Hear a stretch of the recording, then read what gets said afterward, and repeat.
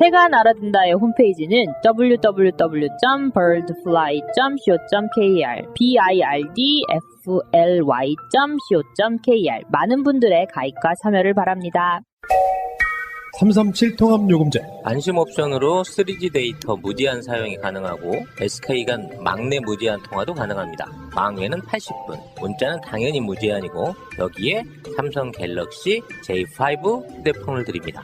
월 33,770원 부가세 할부이자 모두 포함. 팟캐스트를 데이터 걱정 없이 맘 놓고 들으세요. 팟캐스트를 듣는 가장 합리적인 가격 SK 알뜰 요금제 회사인 스마텔과 만세폰이 팟캐스트 애청자들을 위해 만들었습니다. 홈페이지는 한글로 만세폰.kr, 전화문의는 010-2192-1004 천사로 해주시기 바랍니다. 아기 돌잔치, 결혼식 답례품, 단체 기념품 등 이 세상에 없는 것도 맞춤 가능하다는 갤러리 기프트. 새날의 많은 애청자들이 이곳에서 단체 선물을 제작하였고 사장님의 헌신적인 노력 덕분에 감동했다는 피드백을 보내주셨습니다. 연대를 실천하시는 애청자님들과 욕 대신 감사하다는 말을 듣게 해주신 사장님께 감사를 드립니다. www.gallerygift.co.kr 1666-5404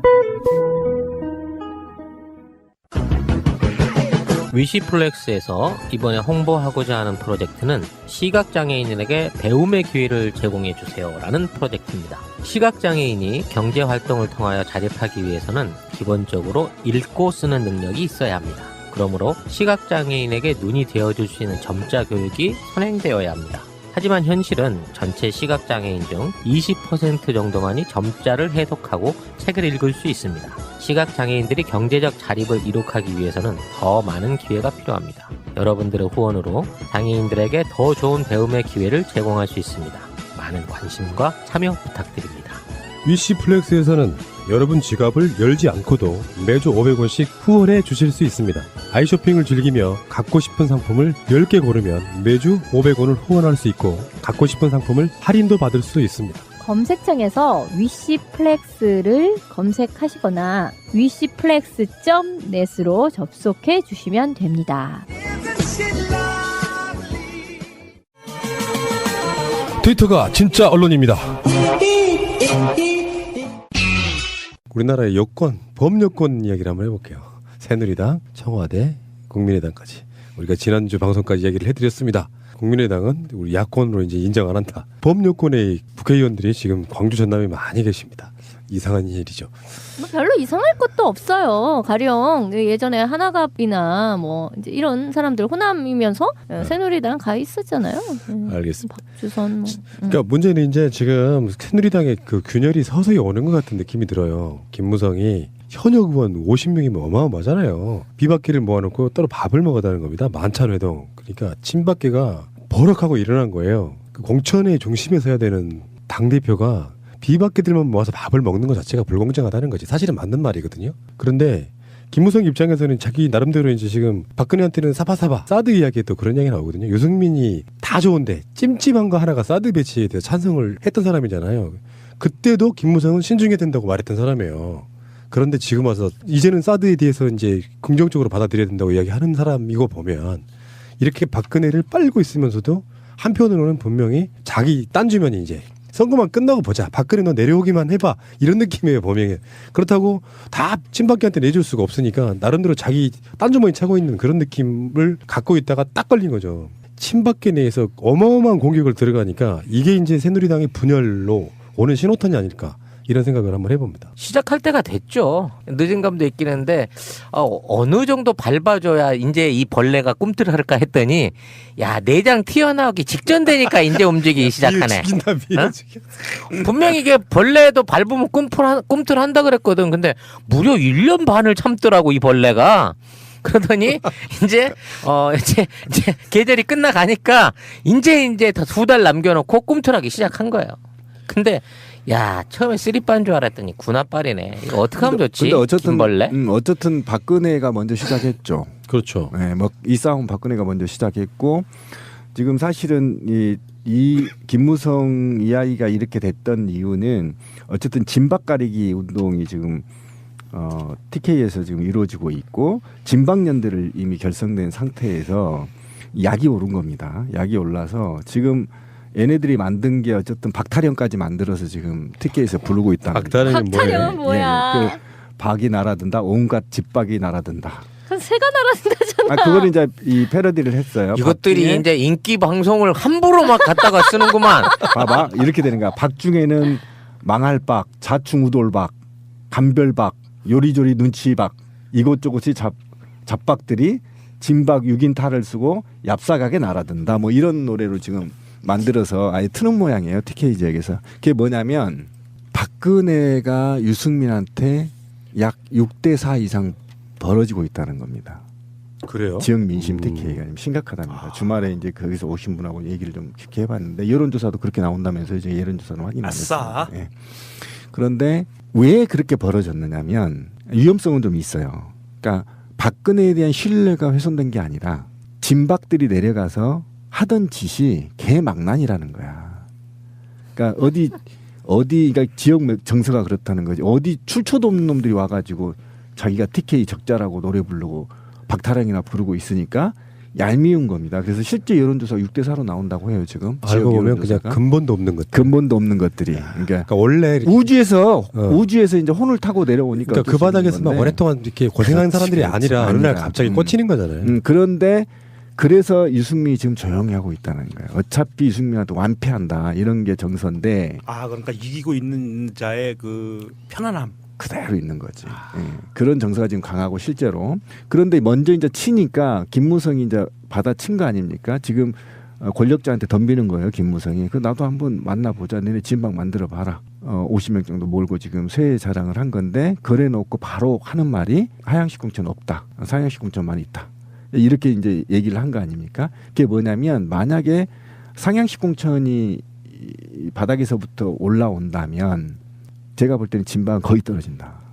근데 지금 이 상황에서 이제 가장 첨예하게 대립하고 있는 사람이 최경환이에요. 역시나 우리가 예상했다시피 최경환이 이제 김무성을 견제하고 있는데 김무성이 한 50명을 비박들을 모으니까 최경환이가 우리 지난주에 말했던 병아리 감별사처럼 그렇죠. 닭새끼 감별사들로 그러니까 지금 어느 게 암까막인지 어느 게 쑥까막인지 뭐 본다 이거야? 진짜로 그렇게 했어요. 예비 후보 개소식에 참석해가지고 했던 말을 보면은 정말 걸작이에요. 지난 총선에서 당선된 대구 경북 국회의원들이 지난 4년 동안 한 일이 무엇이냐? 자기 당 후보들한테 한 말이 요거는 사실 자해행위에 가까운 건데 알고 보면 지금 박 대통령이 발목 잡히는 정도가 아니라 부러질 지경인데 대구 경북이라도 도와줘야 하는 거 아니냐? 정부가 경제정책을 펴는데 증세 없는 복지는 허구라며 뒷자리를 잡지 않았냐? 이건 야당한테 한 말이 아니에요. 누군지 다 아시겠지만 이러면서 유승민도 겨냥하고 자기가 이제 확실하게 표가 나오는 박근혜 표가 나온다는 TK 지역을 돌면서 지금 병아리를 감별해주고 있어요. 요거 진박, 진실한 진박 감별해주고 있어요. 그래서 순서대로 그 6명 이 아이들 찾아가면서 진박애들 순서로 했는데 이 연설에 제가 음성을 들었어요. 네. 예전에 박근혜라는 이름이 나오면 박근혜 했다라는 거야. 근데 연설 중에 박근혜 이름이 나왔는데도 박근혜 구호를 외치지 않으니까 최경환이 아니 박근혜 대통령이 이 이름이 나와도 박수를 안 치시면서 박수 좀 쳐주시오. 그러니까 박근혜 이렇게 3번 해줬던 그만큼 박근혜 이름이 나와도 TK 지역의 바닥 민심은 그저 그렇다. 뭐 그 정도를 유추해 볼 수 있는 거죠. 그래서 대구 지역에 이제 그 진박 최경환으로부터 이거 닭새끼 맞아라고 감별받지 못한 사람들이 뭐라 그랬냐면은 최경환한테 지가 대통령이야? 이런 소리가 공견하게 나온다는 거예요. 어디서 많이 보던 장면 같은데요. 작년 가을에 어디서 보셨어요? 야당 쪽에도 그런 말들이 막 오고 가다가 결국에는 다 뛰쳐나갔잖아요. 분당 직전의 어떤 상황 같다. 아 그래서 분당했으면 좋겠다고 말씀하시는 거죠? 뭘까? 그냥 대책을 워너비. 근데 얘네는 절대 분당은 안 할 거예요. 이런 생각을 한번 해봤거든요. 어차피 이제 이 국회의원 선거를 가려면 분명히 공천하는 작업이 있을 거 아니야. 근데 보통 야당 쪽 같으면은 내가 확실하게 이 지역의 맹주다 해서 공천이 확실시 되던 사람인데 어느 날 갑자기 누가 내리 꽂아가지고 이 사람이 어떤 여론에 의해서 진박 감별사의 어떤 분위기 흐름을 타고 공천이 돼. 그럼 지금까지 준비했던 사람들은 탈당해서 출마를 하느냐 아니면 탈당을 못할 것인가에 대한 부분이 있는데 그러니까 얘네는 네. 공천을 못 받게 되면 지난번에 친박연대처럼 그렇게 이제 탈당을 해서 당선이 돼서 살아서 돌아갈게 이러잖아요. 그러니까 공천에 불복해서 니캉 내캉 남이다 끝이다 이렇게 되는 게 아니라 비록 공천은 못 받았지만 내가 살아서 돌아가리다. 나중에 만나요. 잘 되면 받아주세요. 이런 개념이거든요. 그러니까 근데 지금은 안 돼. 법이 바뀌어서 그렇지 맞아. 내부 그 경선에 참여하면 밖으로 나갈 수가 없어요. 현행법상. 근데 그게 그러기 전에 아니고 여론조사하고 떨어져 나가야 돼요. 예전에 친박연대라는 거하고 지금 상황이 다른 거는 지금은 박근혜가 일종의 공포정치하고 있잖아요. 근데 만약에 내가 떨어질 게 뻔하니까 지금 아까 시민님 말씀하신 것처럼 내부 경선에 아예 참여를 아예 안 하고 무소속으로 준비해서 나가는 사람도 있을 거란 말이야. 그럴 수 있어요. 네. 지금. 그러니까 제가 하고 싶은 네. 얘기는 친박연대 같은 일이 벌어질 것이다라는 얘기가 아니라 얘네들은 나가더라도 다시 오는 것을 목표로 나가는 그런 매우 충성도 높은 매우 구심력이 작용하는 그런 어떤 조직 문화를 가지고 있다니까요. 자기들의 이익을 위해서 뭐 그럴 수밖에 그렇죠. 없는 집단이라서 이익 때문에 그런 건데 어쨌건 이 가운데 유승민이 예비후보 등록을 마쳤어요.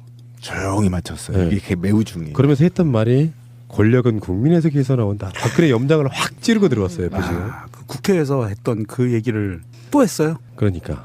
그러니까 이제 뭐 너는 박근혜한테 개겼던 놈 아니냐 이제 이딴 소리를 하니까 여보쇼 권력은 박근혜로부터 나오는 것이 아니라 국민으로부터 나오는 것입니다. 산은 산이요 물은 물이다 이제 이런 얘기를 한 거죠. 또 있어. 약간 선문답 같은 거는 대구는 눈이 귀한 곳인데 그저께 눈이 왔다.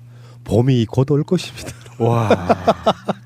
아니 이거는 옛날에 그 김대중 대통령이 그 옥고를 치를 때 무슨 뭐 나오던 인동초의 새벽 거기서 돌을 닦고 계셨나봐 그동안. 그런데 만약에 말이에요. 유승민이 대구에서 공천을 못 받은 상황이 벌어지면 어떻게 될까요?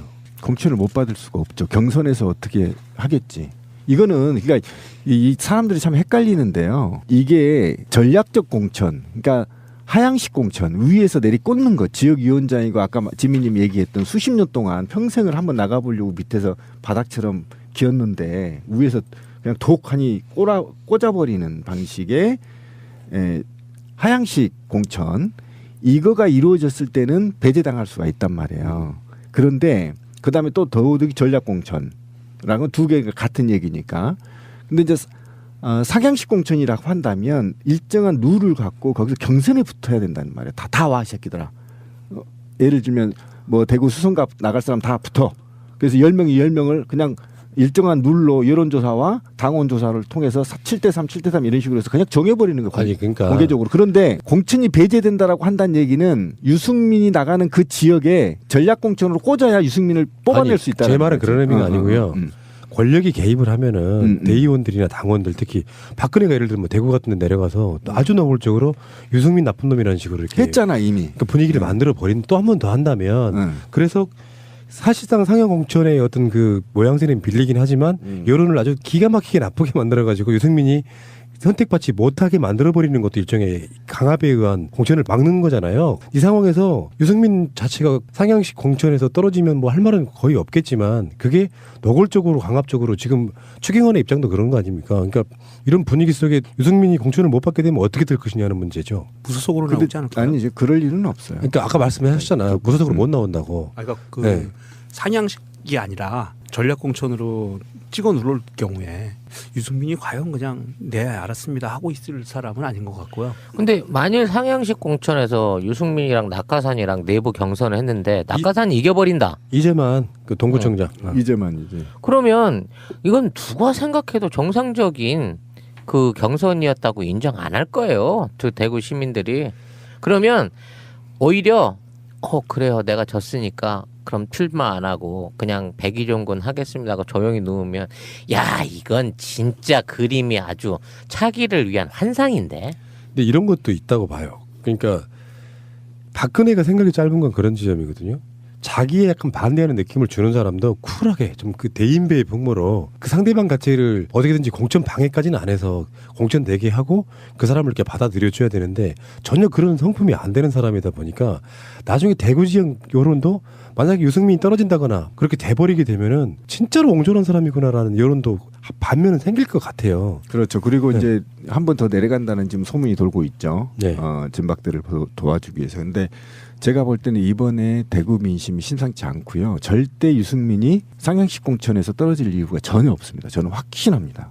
네. 지역 민심이 이미 유승민 쪽으로 돌았다. 유승민이 대구의 차기 권력자다라고 이미 인식하고 있는 대구 주민들이 있기 때문에 그 비율이 지금 늘어나만 가고 있고 그리고 박근혜가 오히려 더 도와준다고 진박들한테 내려가는 순간 더 하향 곡선을 치울 수밖에 없는 오히려 이런 지금 분위기가 현장에 있다고 해요. 그러니까 방송하는 오늘 나온 여론조사를 한번 봐드릴게요. 예비 후보 등록한 유승민이 여론조사 지지율이 48.6%. 그렇죠. 와. 그 이재만은 27.7%밖에 그러니까 안 됩니다. 더블 스코어 차이가 나죠. 잘 모르겠다를 결정한 사람들 빼고 나면은 거의 더블 스코어예요. 더블 스코어입니다. 예.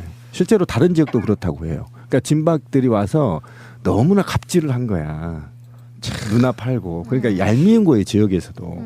눈꼬리 셨다 이거지. 눈꼬리 신 거야 지금. 그 분위기가 퍼져버리면요 끝난 거예요 사실. 이런 상황이 되면은 박근혜 입장에서 더 일을 갈 것 같아요. 그렇지. 이게 이제 무리수를 두게 되는 건데, 내가 이렇게까지 하고 있는데 여론조사를 해보니까 이재만한테 유승민이 앞서고 있어. 그러면 대구의 여론은 박근혜의 심기랑 상관없이 유승민 자체를 인정해준다는 거잖아요. 그렇죠. 일단은 맹주로 또는 박근혜 싫어하는 사람도 섞여 있겠지 거기에. 그렇지. 대구 사람이라 다 좋아하지 않으니까 이렇게 되면은 박근혜 입장의 성격상 더 무리수를 두게 돼 있어요.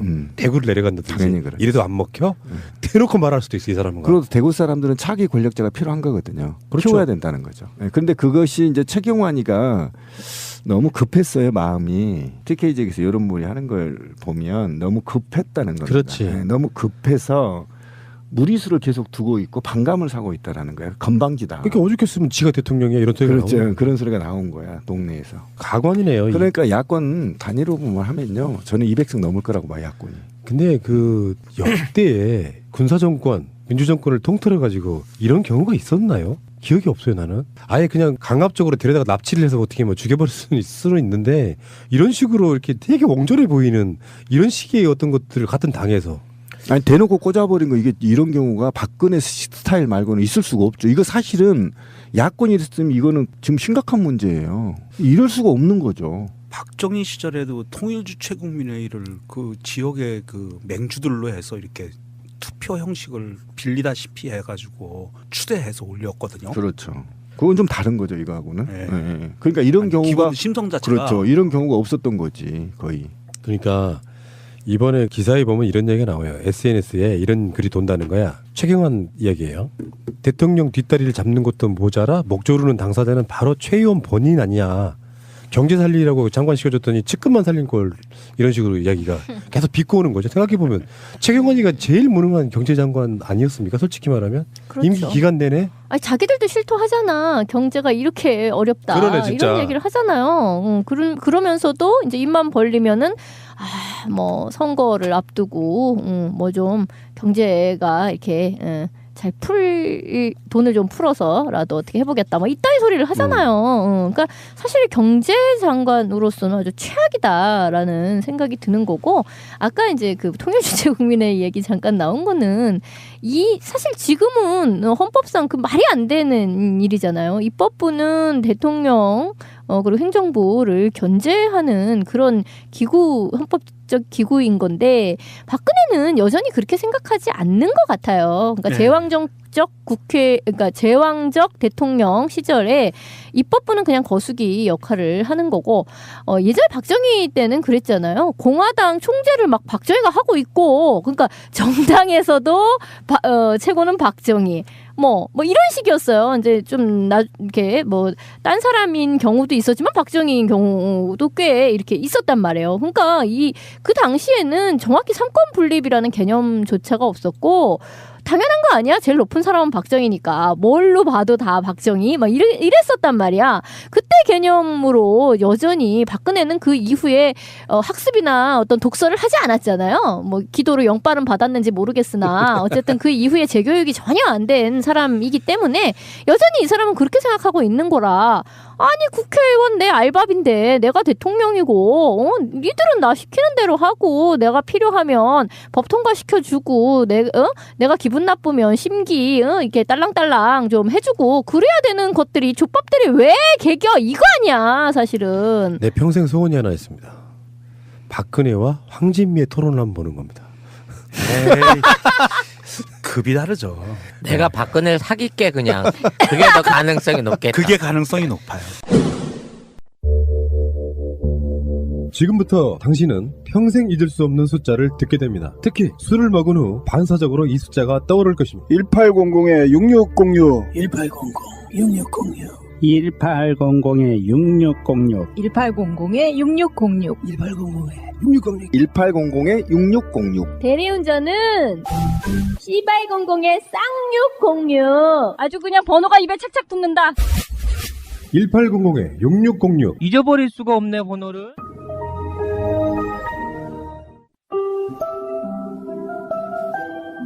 보험 들고 계세요? 마이보험 체크해서 무료로 진단받아보세요. 내가 들고 있는 보험이 나에게 맞는 것인지 불필요한 것인지 알 수 있습니다. 1800-7917 친구 또는 인척. 원래 보험은 친구나 혹은 인척에게 드는 경우가 많은 이 사람들이 바로 친구이자 인척이다. 한글로 마이보험체크.com 중고차 이야기 동시통역 버전.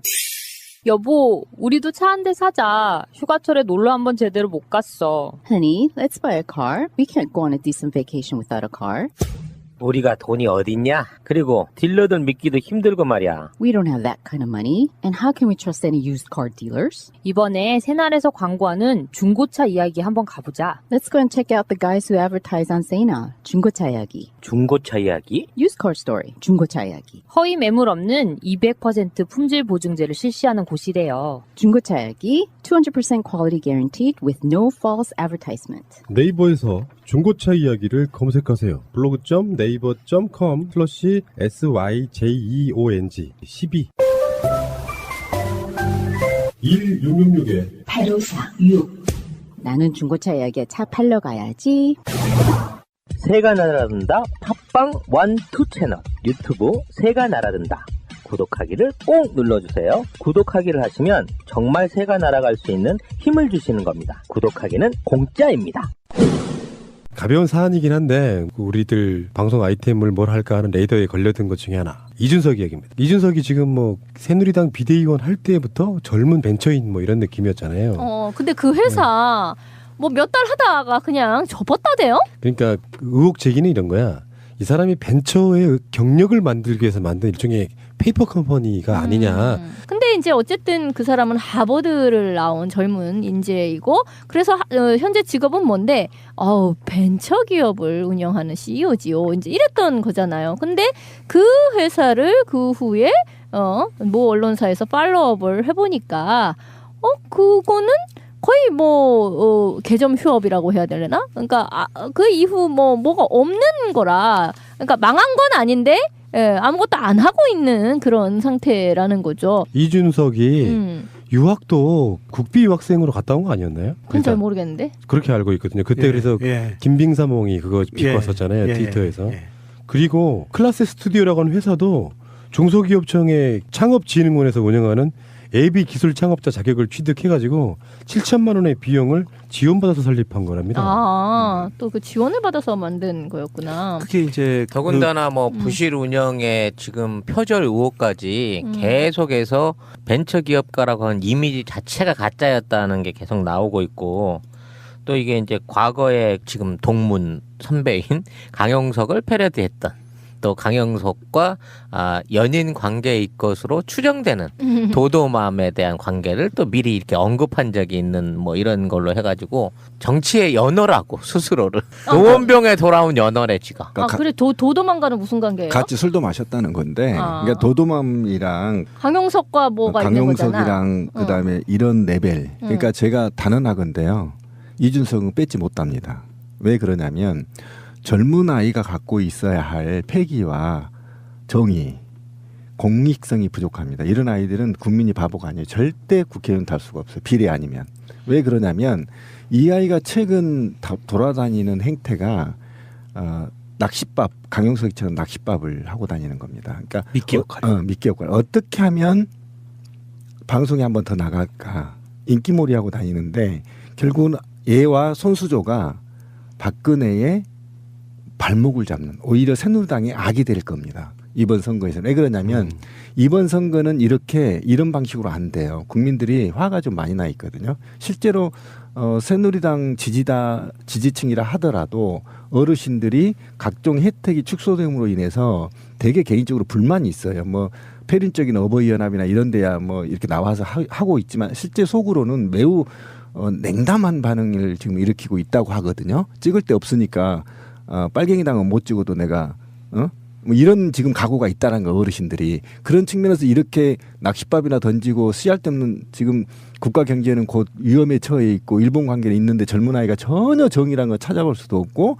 이런 분위기가 사실은 이 아이한테 지금 더 씌워져 있거든요. 그런데 거기다가 도도마 먹고 술 먹었다고 자랑하고 이게 현실 정치나 한국 정치에 무슨 발전을 하고 더더욱이 지금 공천과 관련해서 당내에 매우 갈등이 야기되고 있는 상태에서 당에다도 도움이 안 되는 이 골 때리는 아이가 돼버렸어요. 혹시 저는 강용석 같은 아이가 될 거라고 저는 생각해요. 그러니까 이 아이는 절대 안 됩니다. 이런 의혹이 계속 제기되고 그러다 보니까 홈페이지는 완전히 망가져 있는 상태. 그렇죠. 전혀 업데이트가 안 되고 이제 옛날에 머물러 집으로 말하면 흉가돼가지고 거미를 젖어 있는 거죠. 그렇죠.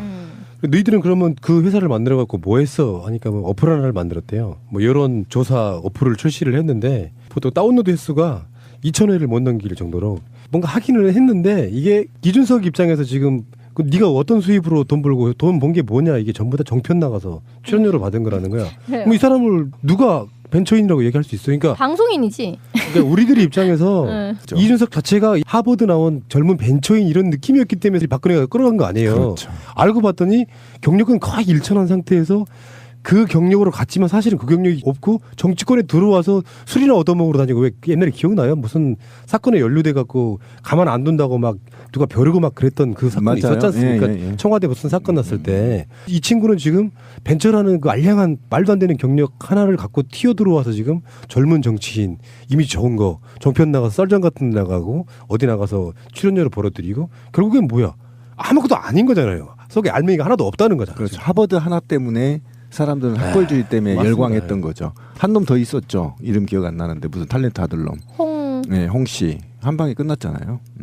그 클라스 스튜디오 이제 그 기자가 쓴 기사에 의해서 밝혀진 팩트만 보면 참 재밌는 게 홈페이지는 거의 뭐 방치 상태. 그 다음에 대표번호 전화를 안 받아요. 안 받아. 그리고 그 회사를 찾아가 보니까 이거 뭐 지저분하게 어지러져 있는 게 그냥 난잡하게 살고 있는 그 어떤 그 자취생방 같은 그런 데다가 이준석이는 와서 예고 없이 왔다고 화를 내고 그러면서 이준석이라 하는 얘기는 원래 창업을 하면 뭐 4년 이렇게 적자를 보는 거다 이렇게 얘기를 한다고 하는데 두 가지 가능성이거든요. 정말 그렇든지 아니면 정말 조금 아까 얘기한 것처럼 이거는 만들어낸 경력을 위해서 했든지 그렇게 추측이 되는데 뭐 이거 증거 자료가 없으니까 결정적인 증거 자료는 우리나라 국세청에서 갖고 있을 텐데. 그러니까 이준석을 보니까 문득 떠오르는 인물이 이번에 더불어에 그 영입된 김병관 씨가 떠오르네요. 그렇게 따지면 어떤 규모랄까 업적 면에서는 하늘과 땅 차이겠네요. 그렇죠. 근데 지금 언론에서는 이동학이라고 시절 새정치민주연합 시절에 혁신위원을 했던 굉장히 젊은 친구가 3파전으로 안철수와 함께 3파전을 이룰 거다라는 그 보도들이 올라오고 있어요. 확정이 됐는지 안 됐는지 모르겠지만 그래서 이동욱이라는 사람을 이렇게 쭉 찾아봤는데 모르겠어 누군지. 그 안철수를 밀어주려고 생각한 게 아니면 어떻게 이런 후보를 더민주에서 이쪽에 냈지 싶은 생각이 좀 드는데. 아니 이런 측면은 있죠. 노회찬 후보의 지역구이기도 했고 또 안철수의 연거푸 내주다 보면은 그쪽에 현역 의원이 있을 리가 만무하잖아요. 그러니까 우리들한테는 듣보잡일 수밖에 없고. 근데 보통 그런 사람들은 그 지역 내에서 뭐 노회찬에 밀리고 야권 단일화 때문에 뭐 안철수에 밀리고 이렇게 하다 보면 안철수를 당선시키기 위해서 그 사람을 공천한다 또는 아직 공천이 확정된 건 아니겠지만 그러는 건 있을 수가 없다고 생각합니다. 근데 33세에 아직 그 뭐 혁신위원도 했고 뭐 정치와 관련된 다 준다 청년정치연구소 뭐 이런 거를 뭐 운영하고 있다고 하네요. 준다? 예, 그렇긴 한데 그렇다 손 치더라도 왜 뭐 준다니까 뭐 또 떨려? 아니 근데 뭘 다 준다니. 뭐야 뭔 말이야? 아니 근데 이런 매치는 마치 안철수를 염두에 두지 않은 마치 이준석의 지지층이나 표심하고 연결될 수 있는 맞다이를 띄워놓고 마치 안철수는 안중에 없는 듯한 공천이 아닌가 싶은 생각이 들어서 난 사실 또 이런 결정이 내려진 게 된다고 하면 좀 의외다 싶은 그러니까 생각이 안철수는 드는데. 아다리예요. 생각해 보시면은 더불어민주당에서 후보를 내버리면 그냥 떨어져요. 그렇지 않겠어요? 안철수 입장에서는 더불어민주당이 협조해주지 않으면 그냥 떨어지는 거예요. 현역에서. 이 상태로 그대로 가면 이동학 후보 지금 더불어민주당 지지하는 사람들이 노원에도 있을 거고 그 노원병에도 있을 거고 이 사람들 중에 안철수가 싫어서라도 이동학을 찍는 사람들이 있을 거란 말이에요. 그럼 무조건 떨어지죠. 그렇죠. 이게 이제 야권 더불어민주당의 협조가 없이는 현역이 될 수 없는 입장이 돼버린 거지. 그래서 저는 안철수가 출마 만약에 단일 후보가 안 될 경우에 단일 1대1 구도가 안 될 경우에는 안철수 출마를 못할 거라고 봐요. 더불어민주당에서 위험합니다.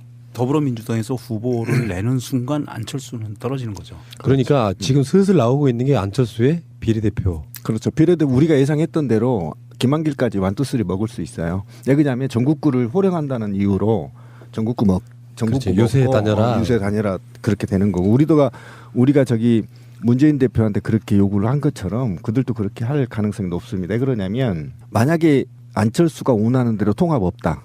단일 후보 없다라고 선언해서 그대로 간다 그러면 안철수는 어디 나가나 떨어집니다. 100%. 왜 그러냐면 이 자리는 어느 한 곳이 우위에 있는 곳이 아니에요. 노원병이. 그렇기 때문에 10%만 빼앗아 먹어도 이준석이 돼버리는 거예요. 그러니까 이런 측면에서 오히려 지금 지역위원장하고 이준석 다이다이 붙게 만들어주는 게 맞지 여기에 안철수가 꼈다가는 다 죽는 겁니다. 그걸 알면서 안철수가 나갈까? 왜냐하면 당 내에서요. ARS를 돌려봐요. 민감하게 돌려봐요. 지금 계속 돌리거든요. 후보들이 자체 여론조사로. 그러겠죠. 네, 이거 다 나와요.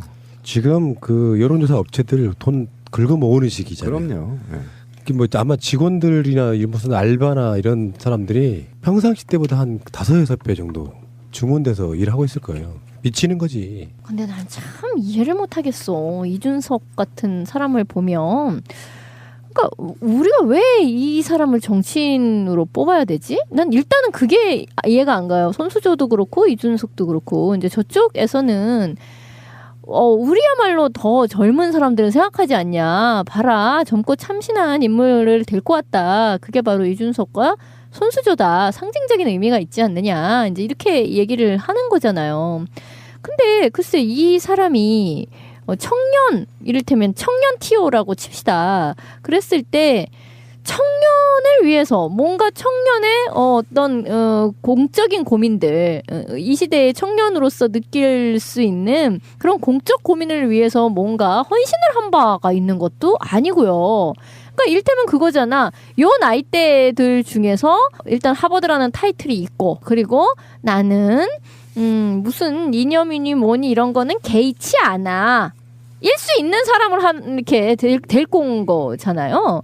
그러니까 그런데 경력이 그러니까 그냥 하버드만 나왔다라고 하면 뭐 하니까 경력을 하나 만들어 줘야 되는데 제일로 쉬운 것이 그냥 벤처기업 하나 한다 그래. 이제 이렇게 된 거인 모양인데 그러니까 이제 4개월 만에 개점 휴업 상태가 됐다는 거잖아요. 근데 그것조차가 없다고 하면 이 사람은 왜 하버드는 나왔을까? 난 그것도 이상하고 왜 하버드를 나오자마자 여기 와서는 실제로 자기가 무슨 일을 하는지조차 모호한 지금 와서는 굉장히 모호하잖아요. 모호한 상태에서 그 정치 중앙 무대로 갑자기 영전되어서 막 그렇게 뭘 아는지 난 이 사람이 무슨 생각을 하는지조차 알 수가 없어. 근데 그런 거를 하고 그리고 또 막 방송에 나오고 그래서 지금도 300만 원 수입이 있다라고 해서 그래? 네 그 회사에서 300만 원 버는 거야? 그러니까 아니 그건 아니고 그냥 내 방송 뭐 등등 출연료 해서 한 400만 원 번다고 이제 이런 답이라는 거잖아요.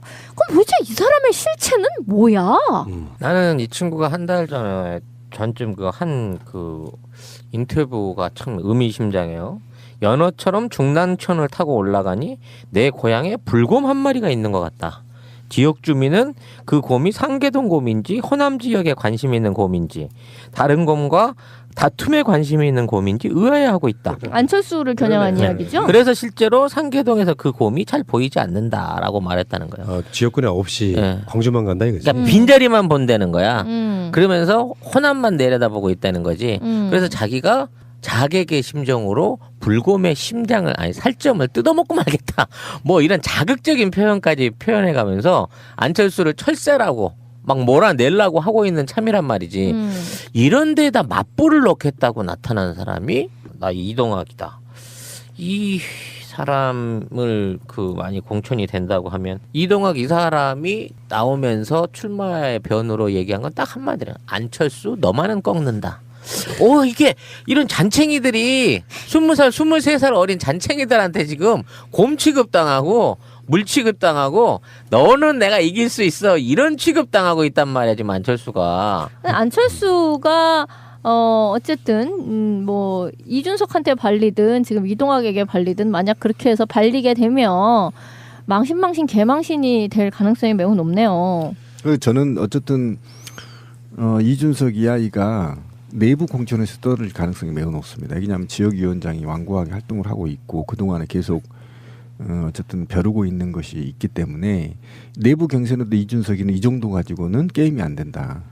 그럴까요? 네, 저는 그렇게 확실하게 여론의 봅니다. 스포트라이트를 워낙에 받았고요. 그리고 뭐 안철수, 노회찬, 이준석 여론조사도 막 나오고 그러잖아요. 그렇죠. 그런 여론이 좀 반영되면은 새누리당의 지지층들도 잘 알려지지 않은 원외인 지역위원장보다 오히려 젊고 팩이 있다고 알고 있는 사람들 입장에서는 이준석이 한번 안철수 꺾어보길 바라는 측면이라 그러면 상향식 공천을 하게 된다라고 하면 이준석이 될 수도 있다라고 생각을 하거든요. 근데 이제 그 지역의 내력을 한번 제가 설명을 좀 드리면 18대 때 당선된 사람이 홍정우. 맞아요. 네. 맞아요. 그 친구도 하버드 나왔다고. 그때 43% 됐고요. 그 당시에 그 노회찬 의원이 40%, 통합민주당 후보 김성환 씨가 16% 이렇게 얻었던 지역입니다.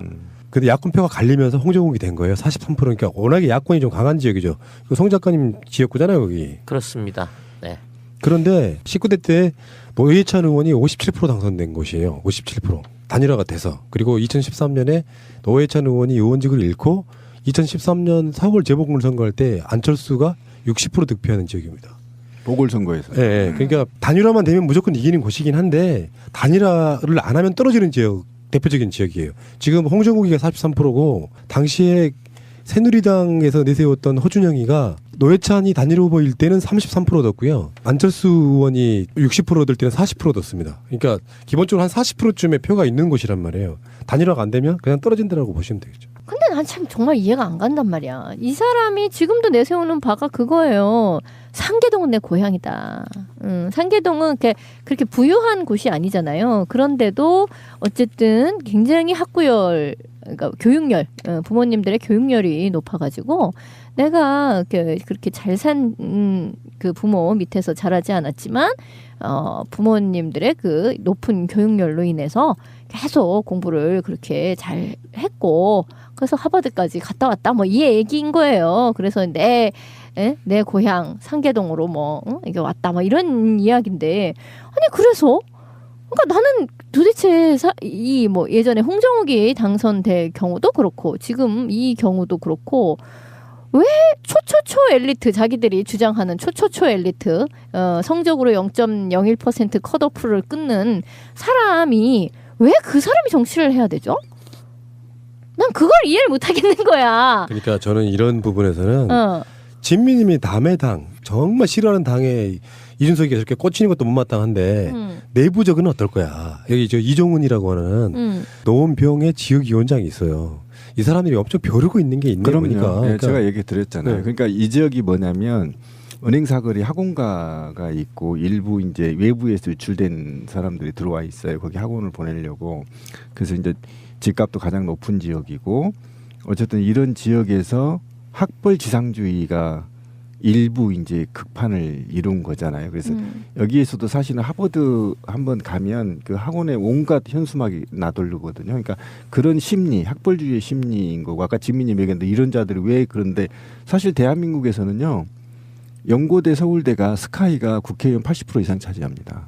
예, 그 우리 한국 현실이 그래요. 그러니까 학벌 하나로만 먹고 살 수 있는 곳이 한국이거든요. 그러니까 하버드 나온다 그러면 우리가 볼 때는 좀 우습게 알아도 실제로 그런 하버드를 예를 들면 홍종훈 같은 경우 공약사항이 뭐 있는지 아세요? 내가 국회의원 되면 여기 와서 학원을 강의하겠다겠어요. 하버드 그러니까 나는 그것도 정말 너무 거기에 이해가 안 가는 열광하는 거야. 거지. 근데 우리는 이해를 못하지만 한국 사회는 어쩔 수 없다. 지금 국회의원 60% 이상이 서울대 출신인데 그것만도 끝나는 거지. 그러니까 그런 측면에서 우리가 그런 부모를 갖고 있는 선호적인 국회의원들을 만들어서 거기에 내 아들도 저렇게 만들어야지라는 그런 허구 때문에 표들이 나오는 거지. 그러니까 왜 그런 거 있잖아요. 이명박이 내세웠던 것도 사실은 그거잖아요. 나는 가난했지만 셀러리맨의 어떤 신화로서 자수성가를 통해서 부자가 된 사람이다. 그래서 심지어 대통령까지 되려고 한다. 여러분 저를 대통령으로 찍어주시면 여러분들도 부자가 될 수 있어요 라고 그랬잖아요. 나는 이 사이에 그 어마어마한 논리의 비약을 도대체 뭘 어떻게 넘어가야 될지를 알 수가 없어. 근데 지금 홍정욱이라든지 이준석이라든지 이 사람들도 나 가난한 상계동 지역에서 그러나 교육열이 높았던 우리 부모들로 인해서 유학 가서 하버드 여러분들 정말 하버드 자녀들 보내고 싶으시죠? 그렇게 간 게 바로 접니다. 그러니까 저를 뽑아주시면 여러분들의 자식들도 저를 따라 하버드를 갈 수 있어요. 나는 이게 도대체가 논리의 갭이 이게 어떻게 여기를 넘어갈 수 있는지를 모르겠는 거라. 노원병을 보니까 문득 생각나는 사람이 동작을의 허동준입니다. 중요한 때마다 공천을 못 받고 계속 내리꽂혀. 그러니까 지금 그 이종훈 씨라고 하는 사람 아까 그 기존에 있던 지역위원장 이 사람도 마찬가지인 거야. 좀 해보려고 하면은 누구 홍종욱이 내려오고 좀 해보려고 하면 예전에 경찰청장 했던 허준영이 내려오고 활복 좀 해보려고 그러면 이준석이 내려오고 이게 사활을 걸겠는데요. 더군다나 클라스 스튜디오 같은 뭐 이야기가 나오게 되면 뭐 계속 허점을 파고들겠죠. 이런 게 재밌어. 선거는 원래.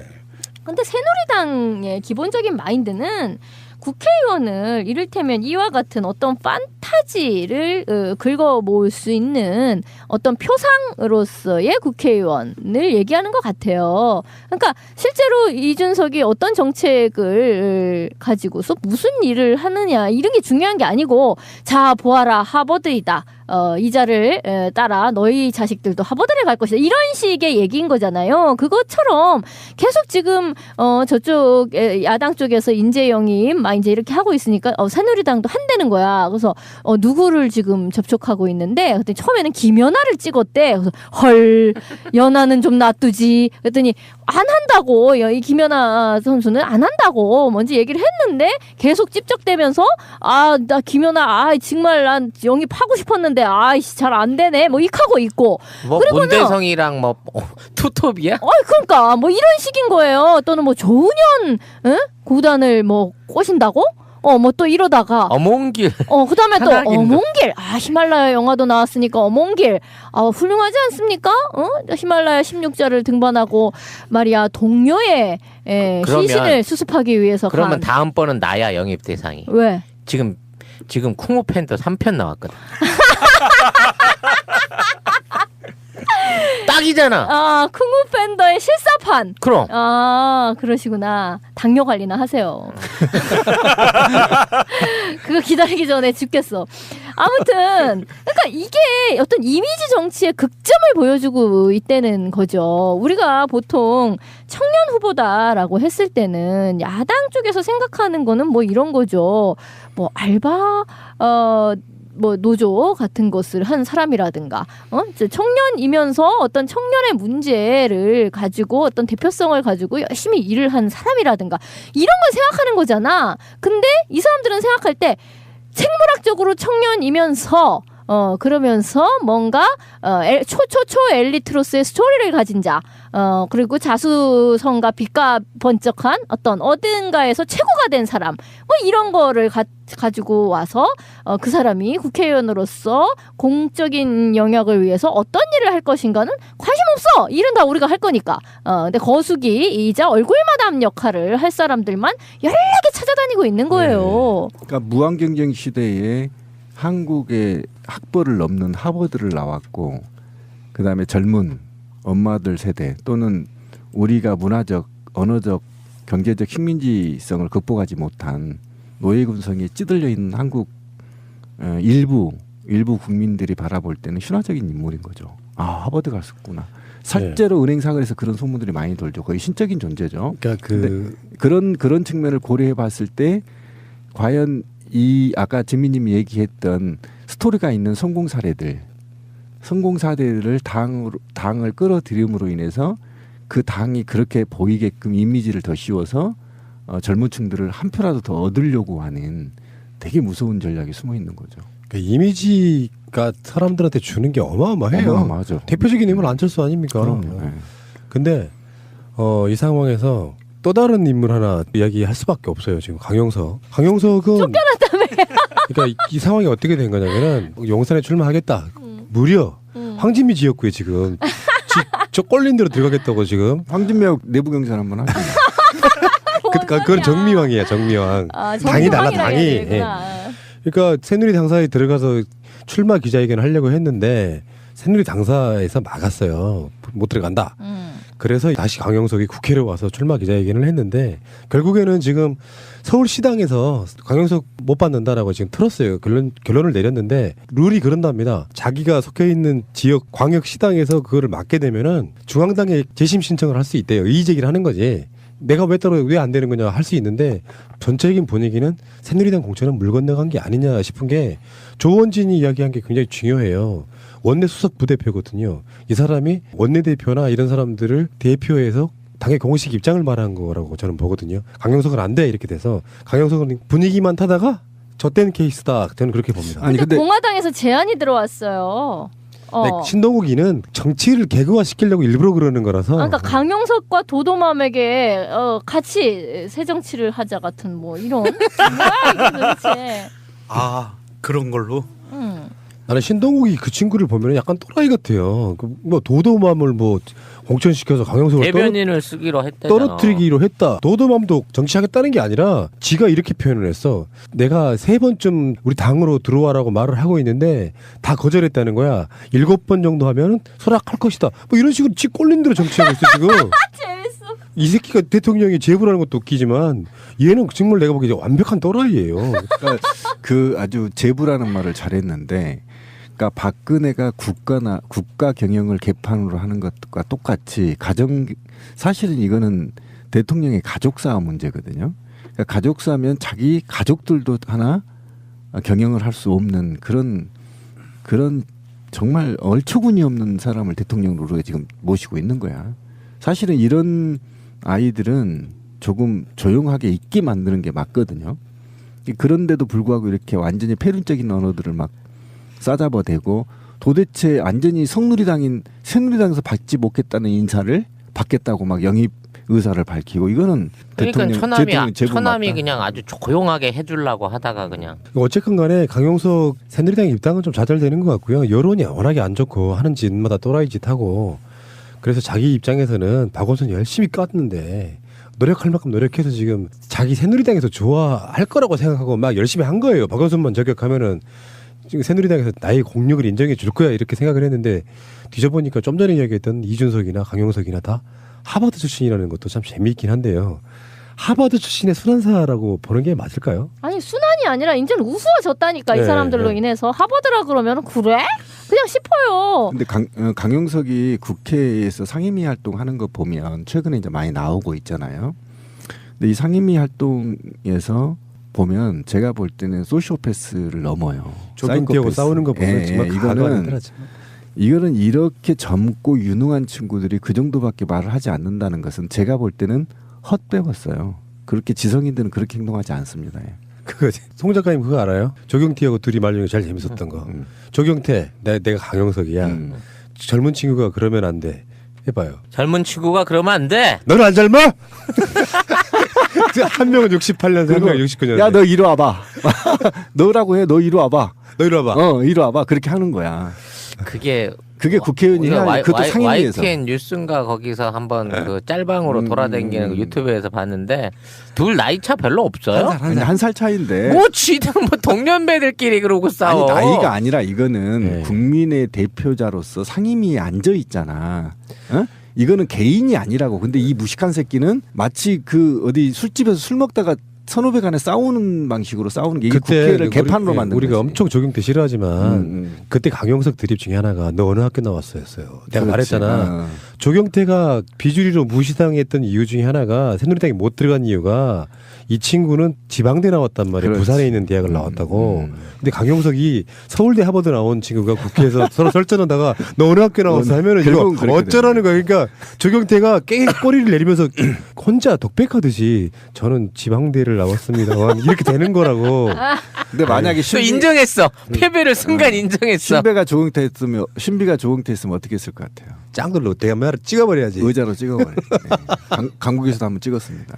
그러면 제명당합니다. 아니 제명당해도 찍어야 돼요. 일단. 아니 이 양반은 또 상급 그 정신지체 장애인 그거 곧 따실 거니까 막 찍고 다녀도 돼. 그럼 막 찍어버려.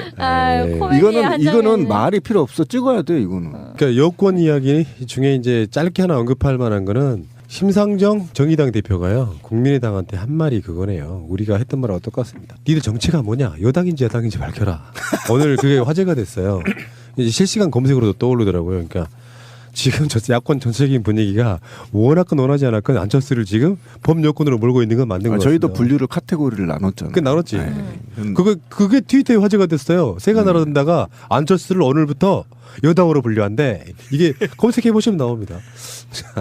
그러니까 저희가 선두적인 새날이 그러니까 이제 아니 실제로 그렇습니다. 제가 공격받은 이유도 그거예요. 안빠들한테 엄청 공격받죠. 아니 그러면은 혹시 이거 뭐 이런 말하면 재수 없다고 그럴 수도 있는데 유승민이 되고 나가지고 국민의당하고 합당을 해서 뭘 또 만드는 거 아니에요? 전혀 그럴 일은 없습니다. 아니 저는 그렇게 되면 굉장히 좋다라고 이제 늘 생각하는 입장이에요. 그리고 여권 뉴스는 아닌데 다 관계가 있는 이야기 중에 아리랑 TV의 방석호 사장이 가족 동반으로 초호화 출장을 했는데 출장비 밥 한 끼 가격에 무슨 뭐 100몇만 원씩 이렇게 줬다는 이야기도 들리는데 이거 박근혜한테 문제 있습니다. 이거는 왜 그러냐면 박근혜 전용 방송 언론이기 때문에 이거는 박근혜가 그만큼 수행원들을 제대로 통제하지 못하거나 또는 완전하게 특혜를 주거나 하거든요. 그러니까 지금 청년들은 1시간에 5,000원씩 받고 살아보려고 빡빡거리고 있는데 이 새끼는 지금 113만 원짜리 철갑상어를 쳐드시고요. 혈세로 가족들하고. 야 법인카드로 철갑상어를 먹은 거야? 그러니까 이게 그러네요. 작년 9월달에 박근혜가 유엔총회 연설할 때 따라갔다가 그 중요한 시기에 거기 가서 밥을 처먹었는데 문제는 딸이 설레발을 친 거야. 인스타그램에다가 우리 여러 밥 먹었다. 그것도 출장비로 그러니까 사비를 쓰면 누가 뭐라 그래. 출장에 가족을 데리고 간 거는 뭐 준표한테 배웠다고 치지만 야 캐비어는 센데. 그러니까 수행원으로 갔고 유일하게 국내 방송이 아리랑 TV의 촬영 영상을 통해서 보고받거든요. 그러면 멤버란 말이에요. 수행 멤버를 이렇게 관리를 못한다거나 첫째, 두 번째 이렇게 느슨하게 돈을 써대면서 누리예산은 없다고 개지랄을 떠는 거 박근혜가. 이건 박근혜가 국민한테 사과해야 된다. 그러네. 정말 저는 이걸 듣고 화가 치밀어 올랐어요. 110만 원이면요 2달간 월급이에요 이 나라 청년들. 근데 한 끼에 그냥 철갑상으로 110만 원 쳐드시고요. 한식을 또 100만 원 다음 날 또 100만 원 쳐먹었어요. 근데 이 새끼가 나 열받는 게 욕 튀어나와서 갔다 들어와서는 출장비를 정산해야 될 거 아니에요? 거기다가 외교관들하고 식사를 한 걸로 허위 이름을 써냈는데 딸이 뻐럭을 내버렸어. 그렇죠. 이거 범죄라니까요. 그리고 스테이크 하나가 63만 원짜리가 말이 돼요? 뭐야 뭐 황금알을 낳는 소야? 막 금물 뿌려서 먹나? 스테이크가 어떻게 63만 원이냐고. 그런 것도 있어요. 아 그런가요? 있는데 이제 공금으로 처먹은 게 문제지.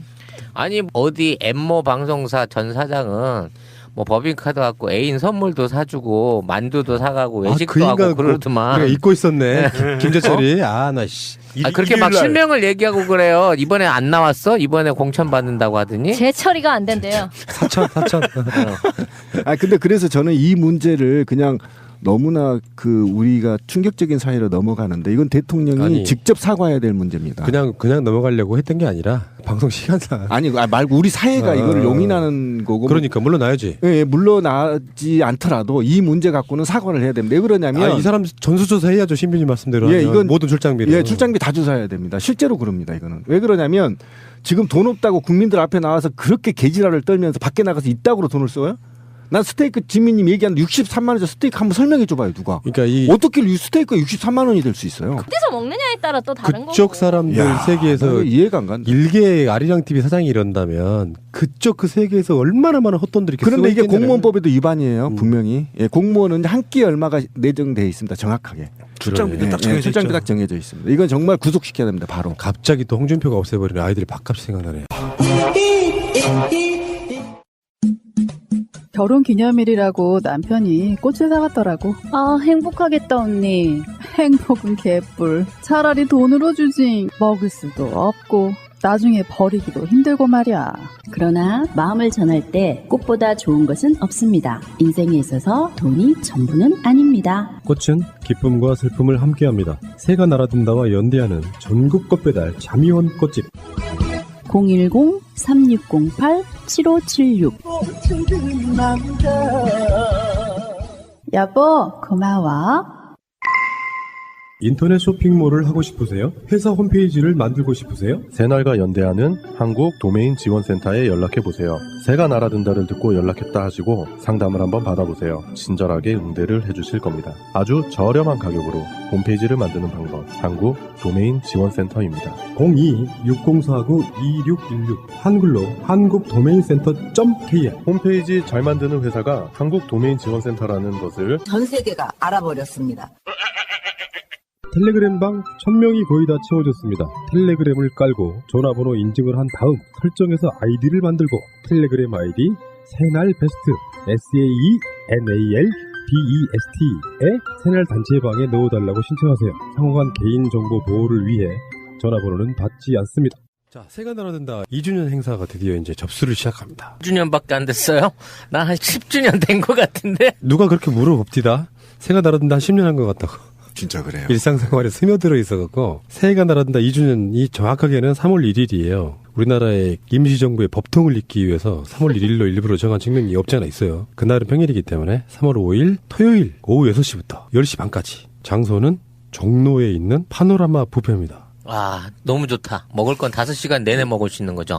그렇죠. 식사는 이제 9시 반까지 제공이 되는데 그 이후는 안주만 제공이 돼요. 여기는 근데 이런 게 있어요. 술, 음료 다 공짜예요. 사실 공짜는 아니지. 그 입장료에 포함이 되는 건데 술은 무한정 마실 수 있다는 게 너무 좋더라고요. 아무래도 온라이트 행사가 될 것 같은 굉장한 위험성이 보이는데. 그러니까 시간상으로는 1차와 2차를 겸한 행사거든요. 10시 반 정도에 공식적으로 끝나면은 나머지는 대부분 집에 돌아가시고 3차, 4차 하실 분들은 이제 그 종로 그 일대에 가면 술 마실 때 많습니다. 자, 어쨌건 간에 이 행사를 간략하게 소개를 해드리면은 파노라마 뷔페의 위치가 어디가 있냐면 종강역에 내리시자마자 7번 출구로 나옵니다. 7번 출구로 나와서 바로 이렇게 오른쪽을 보면은 그 7번 나오자마자 바로 오른쪽에 골목이 하나 있어요. 그 골목으로 조금만 들어가시면 예전에 우미관 자리입니다. 거기가 전설의 김두한이 활동을 했다는 바로 그 우미관 자리에 있는 게 바로 파노라마 뷔페. 여기서 행사를 하는데요. 이번 행사는 좀 특별하게 할 거예요. 그래서 지금 제 예상은 이런 거예요. 200명 정도를 선착순으로 받습니다. 이건 선입금이 대주셔야 돼요. 왜냐하면 뷔페이기 때문에. 그래서 원래 가격이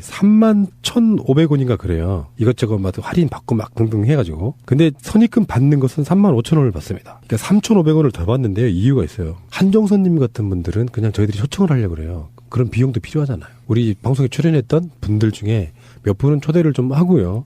그 다음에 하나 더 있습니다. 그 당일날 생년월일이 주민등록상 생년월일이 만 30세 이하면 50% 할인입니다. 그래서 가족들과 같이 올 때 그 어린 친구들은 많이 안 먹잖아요. 그러니까 50% 할인 비용을 받고 10대 이하, 10대 이하는 애초에 이제 반 가격만 내주시면 되겠죠. 17,500원. 10대 이하는 일단 17,500원만 보내셔도 되고요. 그리고 만 30세가 그 당일날 3월 5일날 30세 이하이신 분들은 현장에 오시면은 일단 35,000원 송금하시면은 반 17,500원을 다시 돌려드린다는 얘기죠. 나이별 차별을 두는 거죠. 아, 젊은 사람들 많이 와라 이런 얘기죠. 그런 사람들이 많이 와줘야 되고 저번에 소요 방송에 젊은 패널들이 순고빈의 그 신림동에서 있던 행사를 오라 그러니까 회비 그러면서 못 오시더라고요. 그날은 행운권 추첨 같은 거에서 경품 같은 것도 무지하게 많이 걸려 있거든요. 제대로 된 행사를 할 수 있는 곳이기 때문에 나름대로 프로그램을 좀 많이 준비할 거고요. 우리은행이고요. 1002-24-892423 그리고 예금 주는 유은진 이분 누군지 아십니까? 희랑님이 지금 방송은 못하고 겨울에 지금 새날영어가 쉬고 있거든요. 방송은 못하고 집에서 이거 전담해 주시겠다 그래갖고 유은진 희랑님께서 지금 이걸 접수를 해주실 텐데요. 접수하시는 방법은요. 일단 이 계좌번호로 송금을 하시고 나서 저희 홈페이지 들어오시거나 홈페이지 들어오시면은 그 공지란에다가 접수받는 코너를 따로 하나 만들게요. 거기에다가 입금했어요라고 이렇게 확인해 주시는 방법도 있고요. 그리고 구글에 폼 하나 만들어가지고 뭐 접수받고 이러는 거 있잖아요. 예. 그것도 지금 만들어져 있는 상태예요. 거기에다가 뭐 입금자 이름 등등등 이렇게 가벼운 그 신상을 쓸 수 있는 그것이 있으면 그거를 만든 폼을 만들어 놓은 분에게 전달되는 그 방식도 가능하고요. 그것도 저것도 다 싫다. 그러면 텔레그램 아이디 SAENALBEST 이분에게 이러이러한 이름으로 입금했어요라고만 알려주셔도 되고요. 문자로는 010-9292-4249 이렇게 보내주시면 됩니다. 입금하시고 그 홈페이지 직접 들어오셔서 쓰셔도 되고 폼으로 작성하셔도 되고 텔레그램으로 하셔도 되고 문자로 하셔도 됩니다. 그리고 행사 한 이틀 전까지는요. 미리 말씀해 주시면 환불도 해드릴 계획이에요. 지금 뭐 입금했다 그래서 그때 못 가면 어떡하지 이렇게 생각하지 마시고 그 당시에 어떤 불가피한 일이 생기면은 이틀 전까지 말씀해 주셔야 대체로 들어오실 분들을 받을 수가 있으니까 꼭 해주시기 바라고요. 이거 이야기는 2월달 내내 할 거니까 오늘은 맛만 보여드렸습니다. 재밌나요? 엄청 재밌게 만들 생각이에요. 기존에 출연했던 분들, 또 게스트로 나오셨던 분들, 웬만한 분들 다는 아니더라도 중요한 분들 나오시게 해볼 생각입니다. 게스트마다 다 차겠는데. 그러니까 사실 게스트마다 다 차는데 그 중에서도 특별히 우리가 꼭 보고 싶다 하시는 분들 제가 엄선해가지고 모시도록 하겠습니다. 새날 2주년 행사에 많은 분들의 관심 바라고 2주년이지만 정말로 짧게 굵게 엄청나게 많은 일들을 하고 있다라고 저는 자부합니다. 많은 분들의 노력이시고 저희 홈페이지에 들어와 보시면요. 백악관 동해청원운동 뭐 2탄, 1탄 뭐 이렇게 해가지고 올라와 있는 거 보시고 그대로 따라 하시면 돼요. 현재 스코어 무려 92,170 계산이 안 돼. 자리가 매진 임박. 이건 공짜입니다. 꼭 해주시고요. 그분들이 진본이 아니냐가 중요한 게 아니에요. 그냥 건전한 보수 그런 느낌의 분들이셨는데 그런 분들이 하기 때문에 나는 별로 감정이 안 가 이렇게 말씀하시는 건 웃겨요. 요거 꼭 한국 사람이라고 해야 된다는 보장은 없잖아요. 혹시 외국에 사시는 이 방송을 많이 듣고 있는 교포 여러분들도 주변에 이런 사정을 알리시고 그 인터뷰에 나왔던 피터 김이라고 하는 분은 미국 교과서의 저펜과 코리아, 동해를 변기하는 거를 싸워서 9번 싸워서 9번 이기신 분이에요. 피터 김이 뭘 했는가 이렇게 뉴스로 나온 것도 좀 있고 그런데 외국에 사시는 국적이 우리나라가 아닌 분이 만들어낸 성과입니다. 네네. 조지아주 같은 데서. 그러니까 이걸 오해하시는 분이 계시는데 9번 싸워서 9번 이겼다는 게 지금 미국에 있는 전 교과서를 바꿨다는 게 아니고 그분이 발견한 9건을 항의해서 그렇지. 9건 모두 고쳤다는 얘기죠. 그렇죠. 그죠. 어찌됐건 도저히 뭐 어떻게 할지 모르겠다 하시는 분들은요. 그 스마트폰 갖고 계시면은 동해 변기 백악관 청원 이 정도만 치시고요. 분명히 어딘가에는 있어요. 그 동해 변기 백악관 청원만 쳐도 그 주소로 갈 수 있는 링크가 나옵니다. 그러면 그 링크를 들어가셔가지고 퍼스트 네임, 라스트 네임, 퍼스트 네임은 이름, 라스트 네임은 성, 이메일 주소, 다음에 집 코드라는 게 뭔가요? 우편번호. 안 쓰셔도 돼요. 네. 다음에 사인 나우를 누르시고 나면 이게 이메일로 와요. 그 이메일을 열어보시고 거기에 들어있는 이메일 속에 링크를 눌러주시면 다시 이쪽으로 오는. 그래서 컨펌을 누르시면 끝나게 되는 굉장히 쉬운 서명입니다. 이거 최소한 다른 건 몰라도 2월 5일까지 저는 뭐 100만 명은 약간 좀 너무나 호기를 부리는 것 같고요. 홍보가 그 정도 안 돼요. 10만 명 정도는 새가 날아든다 힘으로 좀 채웠으면 좋겠다 생각이 듭니다.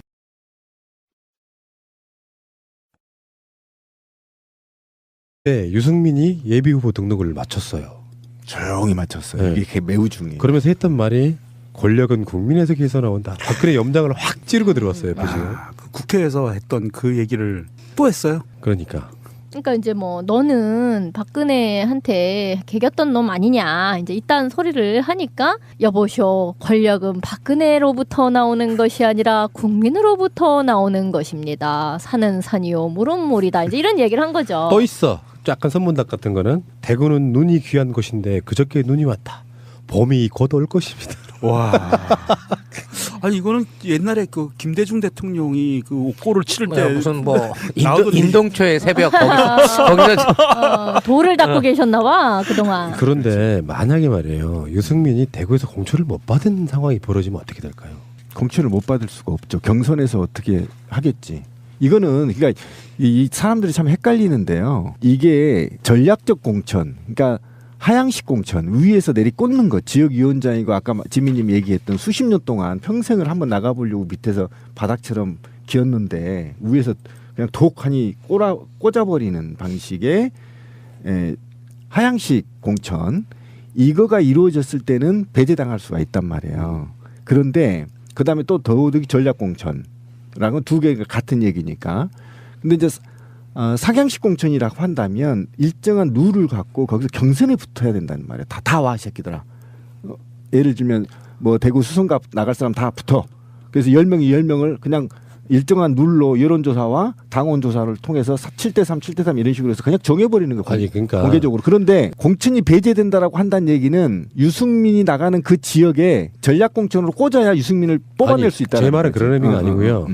권력이 개입을 하면은 대의원들이나 당원들 특히 박근혜가 예를 들면 대구 같은 데 내려가서 아주 노골적으로 유승민 나쁜 놈이라는 식으로 이렇게 했잖아 이미. 그러니까 분위기를 만들어 버린 또 한 번 더 한다면 그래서 사실상 상향 공천의 어떤 그 모양새는 빌리긴 하지만 여론을 아주 기가 막히게 나쁘게 만들어 가지고 유승민이 선택받지 못하게 만들어버리는 것도 일종의 강압에 의한 공천을 막는 거잖아요. 이 상황에서 유승민 자체가 상향식 공천에서 떨어지면 뭐 할 말은 거의 없겠지만 그게 노골적으로 강압적으로 지금 추경안의 입장도 그런 거 아닙니까? 그러니까 이런 분위기 속에 유승민이 공천을 못 받게 되면 어떻게 될 것이냐는 문제죠. 무소속으로 나오지 않을까요? 아니 이제 그럴 일은 없어요. 그러니까 아까 말씀하셨잖아요. 무소속으로 못 나온다고. 그러니까 그 상향식이 아니라 전략 공천으로 찍어 누를 경우에 유승민이 과연 그냥 네 알았습니다 하고 있을 사람은 아닌 것 같고요. 근데 만일 상향식 공천에서 유승민이랑 낙하산이랑 내부 경선을 했는데 낙하산이 이겨버린다. 이제만 그 동구청장. 이제만 이제. 그러면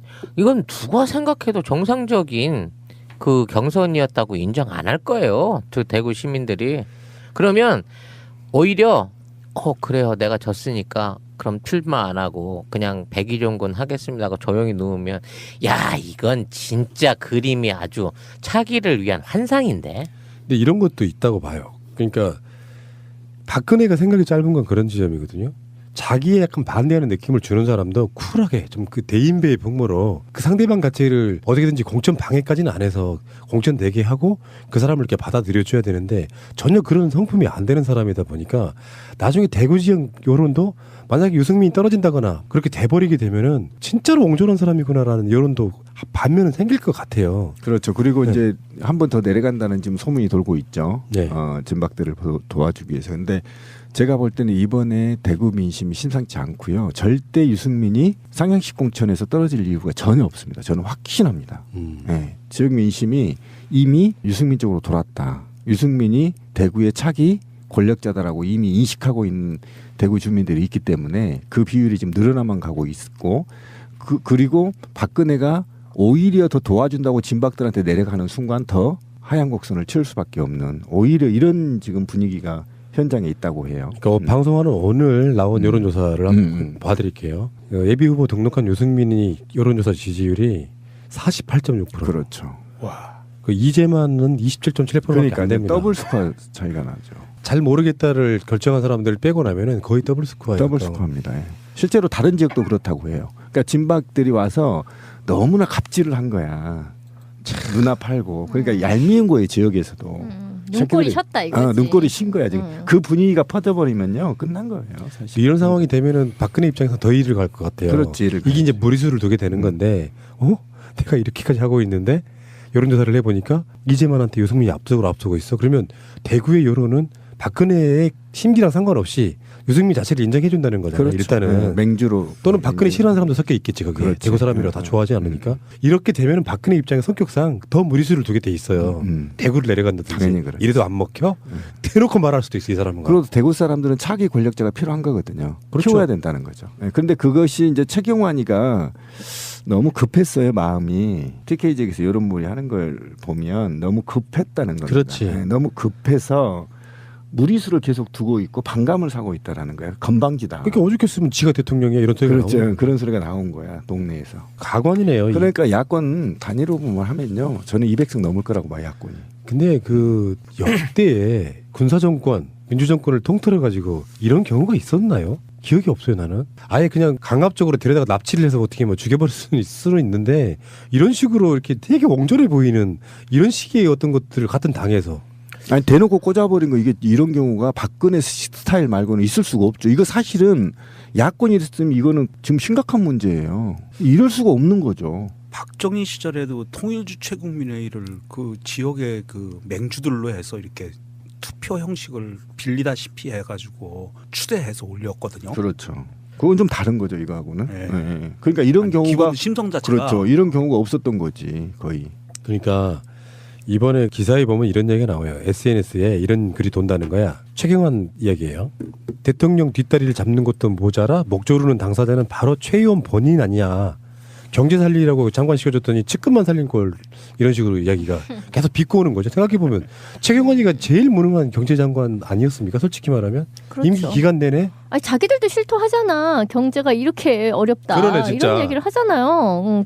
그러면서도 이제 입만 벌리면은 뭐 선거를 앞두고 뭐 좀 경제가 이렇게 잘 돈을 좀 풀어서라도 어떻게 해보겠다. 뭐 이따위 소리를 하잖아요. 그러니까 사실 경제장관으로서는 아주 최악이다라는 생각이 드는 거고, 아까 이제 그 통일주체국민회의 얘기 잠깐 나온 거는 사실 지금은 헌법상 그 말이 안 되는 일이잖아요. 입법부는 대통령 그리고 행정부를 견제하는 그런 헌법적 기구인 건데 박근혜는 여전히 그렇게 생각하지 않는 것 같아요. 그러니까 그러니까 제왕적 대통령 시절에 입법부는 그냥 거수기 역할을 하는 거고, 예전에 박정희 때는 그랬잖아요. 공화당 총재를 막 박정희가 하고 있고, 그러니까 정당에서도 최고는 박정희.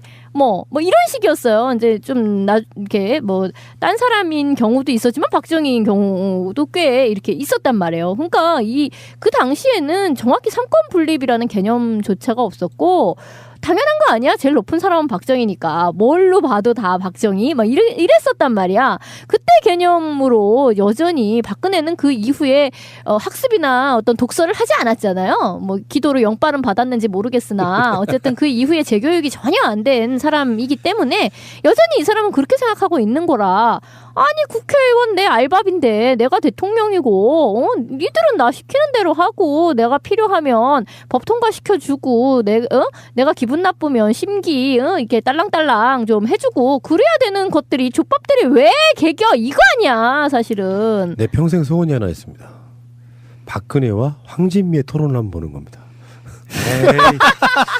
급이 다르죠. 내가 박근혜를 사귈게 그냥. 그게 더 가능성이 높겠다. 그게 가능성이 높아요. 지금부터 당신은 평생 잊을 수 없는 숫자를 듣게 됩니다. 특히 술을 먹은 후 반사적으로 이 숫자가 떠오를 것입니다. 1800-6606 1800-6606 1800-6606 1800-6606 1800-6606 대리운전은 C800의 쌍606 아주 그냥 번호가 입에 착착 붙는다. 1800-6606 잊어버릴 수가 없네 번호를.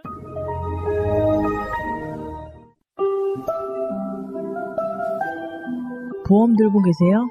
마이보험 체크해서 무료로 진단받아보세요. 내가 들고 있는 보험이 나에게 맞는 것인지 불필요한 것인지 알 수 있습니다. 1800-7917 친구 또는 인척. 원래 보험은 친구나 혹은 인척에게 드는 경우가 많은 이 사람들이 바로 친구이자 인척이다. 한글로 마이보험체크.com 중고차 이야기 동시통역 버전. 여보, 우리도 차 한 대 사자. 휴가철에 놀러 한번 제대로 못 갔어. Honey, let's buy a car. We can't go on a decent vacation without a car. 우리가 돈이 어딨냐? 그리고 딜러들 믿기도 힘들고 말이야. We don't have that kind of money. And how can we trust any used car dealers? 이번에 새날에서 광고하는 중고차 이야기 한번 가보자. Let's go and check out the guys who advertise on Sena. 중고차 이야기. 중고차 이야기? Used car story. 중고차 이야기. 허위 매물 없는 200% 품질 보증제를 실시하는 곳이래요. 중고차 이야기. 200% quality guaranteed with no false advertisement. 네이버에서 중고차 이야기를 검색하세요. blog.naver.com/syjeong 12 1666에 8546. 나는 중고차 이야기에 차 팔러 가야지. 새가 날아든다 팟빵 1, 2 채널 유튜브 새가 날아든다. 구독하기를 꼭 눌러주세요. 구독하기를 하시면 정말 새가 날아갈 수 있는 힘을 주시는 겁니다. 구독하기는 공짜입니다. 가벼운 사안이긴 한데 우리들 방송 아이템을 뭘 할까 하는 레이더에 걸려든 하버드는 나왔을까? 난 그것도 이상하고 왜 하버드를 나오자마자 여기 와서는 실제로 자기가 무슨 일을 하는지조차 모호한, 지금 와서는 굉장히 모호하잖아요. 모호한 상태에서 그 정치 중앙 무대로 갑자기 영전되어서 막 그렇게 뭘 아는지, 난 이 사람이 무슨 생각을 하는지조차 알 수가 없어. 근데 그런 거를 하고 그리고 또 막 방송에 나오고, 그래서 지금도 300만 원 수입이 있다라고 해서 그래? 네 그 회사에서 300만 원 버는 거야? 그러니까 아니 그건 아니고 그냥 내 방송 뭐 등등 출연료 해서 한 400만 원 번다고, 이제 이런 답이라는 거잖아요. 그럼 도대체 이 사람의 실체는 뭐야? 나는 이 친구가 한 달 전에 전쯤 한 인터뷰가 참 의미심장해요. 연어처럼 중랑천을 타고 올라가니 내 고향에 불곰 한 마리가 있는 것 같다. 지역 주민은 그 곰이 상계동 곰인지 호남 지역에 관심이 있는 곰인지 다른 곰과 다툼에 관심이 있는 곰인지 의아해하고 있다. 안철수를 겨냥한 이야기죠. 그래서 실제로 상계동에서 그 곰이 잘 보이지 않는다라고 말했다는 거예요. 지역군에 없이 광주만 간다 이거지. 그러니까 빈자리만 본다는 거야. 그러면서 호남만 내려다보고 있다는 거지. 그래서 자기가 자객의 심정으로 불곰의 심장을, 아니 살점을 뜯어먹고 말겠다. 뭐 이런 자극적인 표현까지 표현해가면서 안철수를 철새라고 막 몰아내려고 하고 있는 참이란 말이지. 이런 데다 맞불을 넣겠다고 나타난 사람이 나 이동학이다. 이 사람을 많이 공천이 된다고 하면 이동학 이 사람이 나오면서 출마의 변으로 얘기한 건 딱 한마디로 안철수 너만은 꺾는다. 이게 이런 잔챙이들이 20살, 23살 어린 잔챙이들한테 지금 곰 취급당하고 물 취급당하고 너는 내가 이길 수 있어 이런 취급당하고 있단 말이야 지금 안철수가. 안철수가 어쨌든 뭐 이준석한테 발리든 지금 이동학에게 발리든 만약 그렇게 해서 발리게 되면 망신망신 개망신이 될 가능성이 매우 높네요.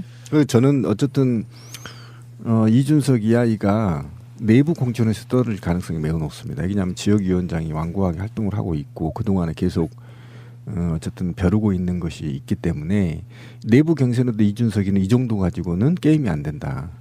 그럴까요? 네, 저는 그렇게 확실하게 여론의 봅니다. 스포트라이트를 워낙에 받았고요. 그리고 뭐 안철수, 노회찬, 이준석 여론조사도 막 나오고 그러잖아요. 그렇죠. 그런 여론이 좀 반영되면은 새누리당의 지지층들도 잘 알려지지 않은 원외인 지역위원장보다 오히려 젊고 팩이 있다고 알고 있는 사람들 입장에서는 이준석이 한번 안철수 꺾어보길 바라는 측면이라 그러면 상향식 공천을 하게 된다라고 하면 이준석이 될 수도 있다라고 생각을 하거든요. 근데 이제 그 지역의 내력을 한번 제가 설명을 좀 드리면 18대 때 당선된 사람이 홍정우. 맞아요. 네. 맞아요. 그 친구도 하버드 나왔고. 그때 43% 됐고요. 그 당시에 그 노회찬 의원이 40%, 통합민주당 후보 김성환 씨가 16% 이렇게 얻었던 지역입니다.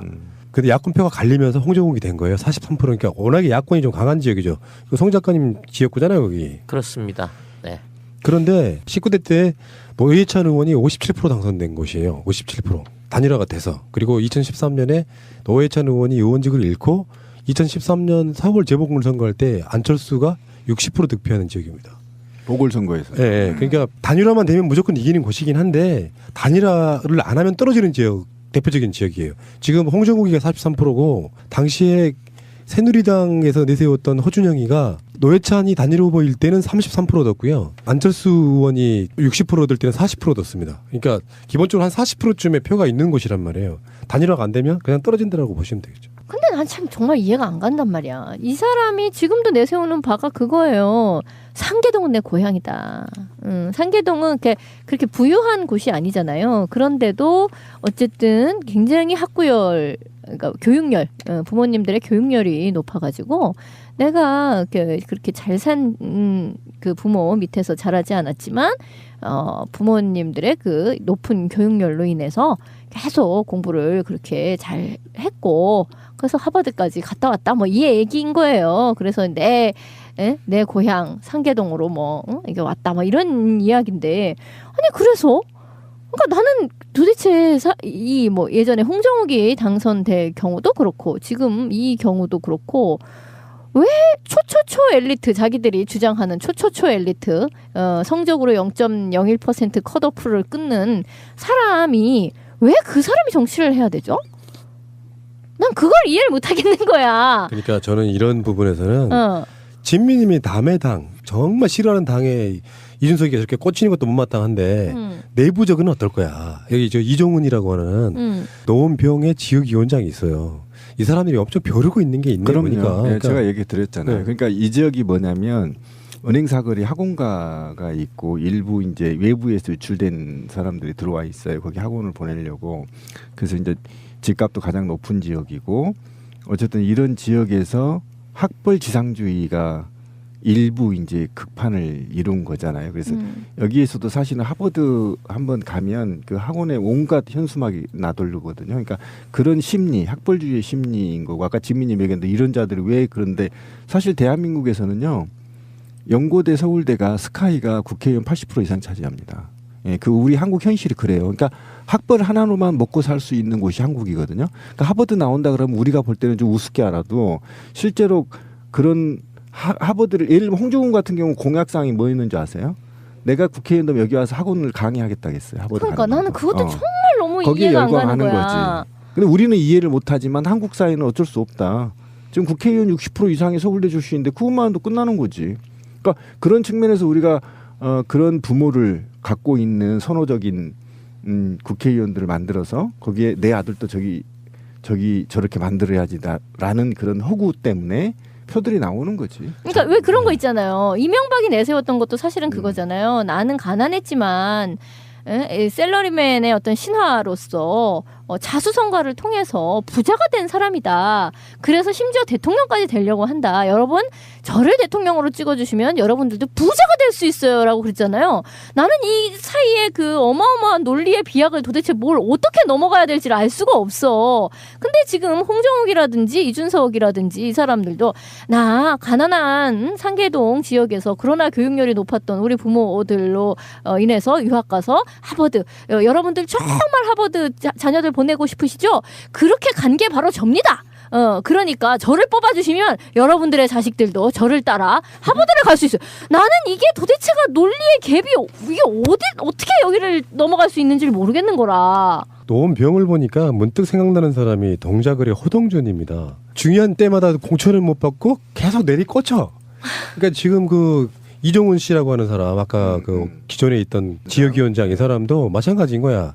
좀 해보려고 하면은 누구 홍정욱이 내려오고 좀 해보려고 하면 예전에 경찰청장 했던 허준영이 내려오고 활복 좀 해보려고 그러면 이준석이 내려오고 이게 사활을 걸겠는데요. 더군다나 클라스 스튜디오 같은 뭐 이야기가 나오게 되면 뭐 계속 허점을 파고들겠죠. 이런 게 재밌어. 선거는 원래.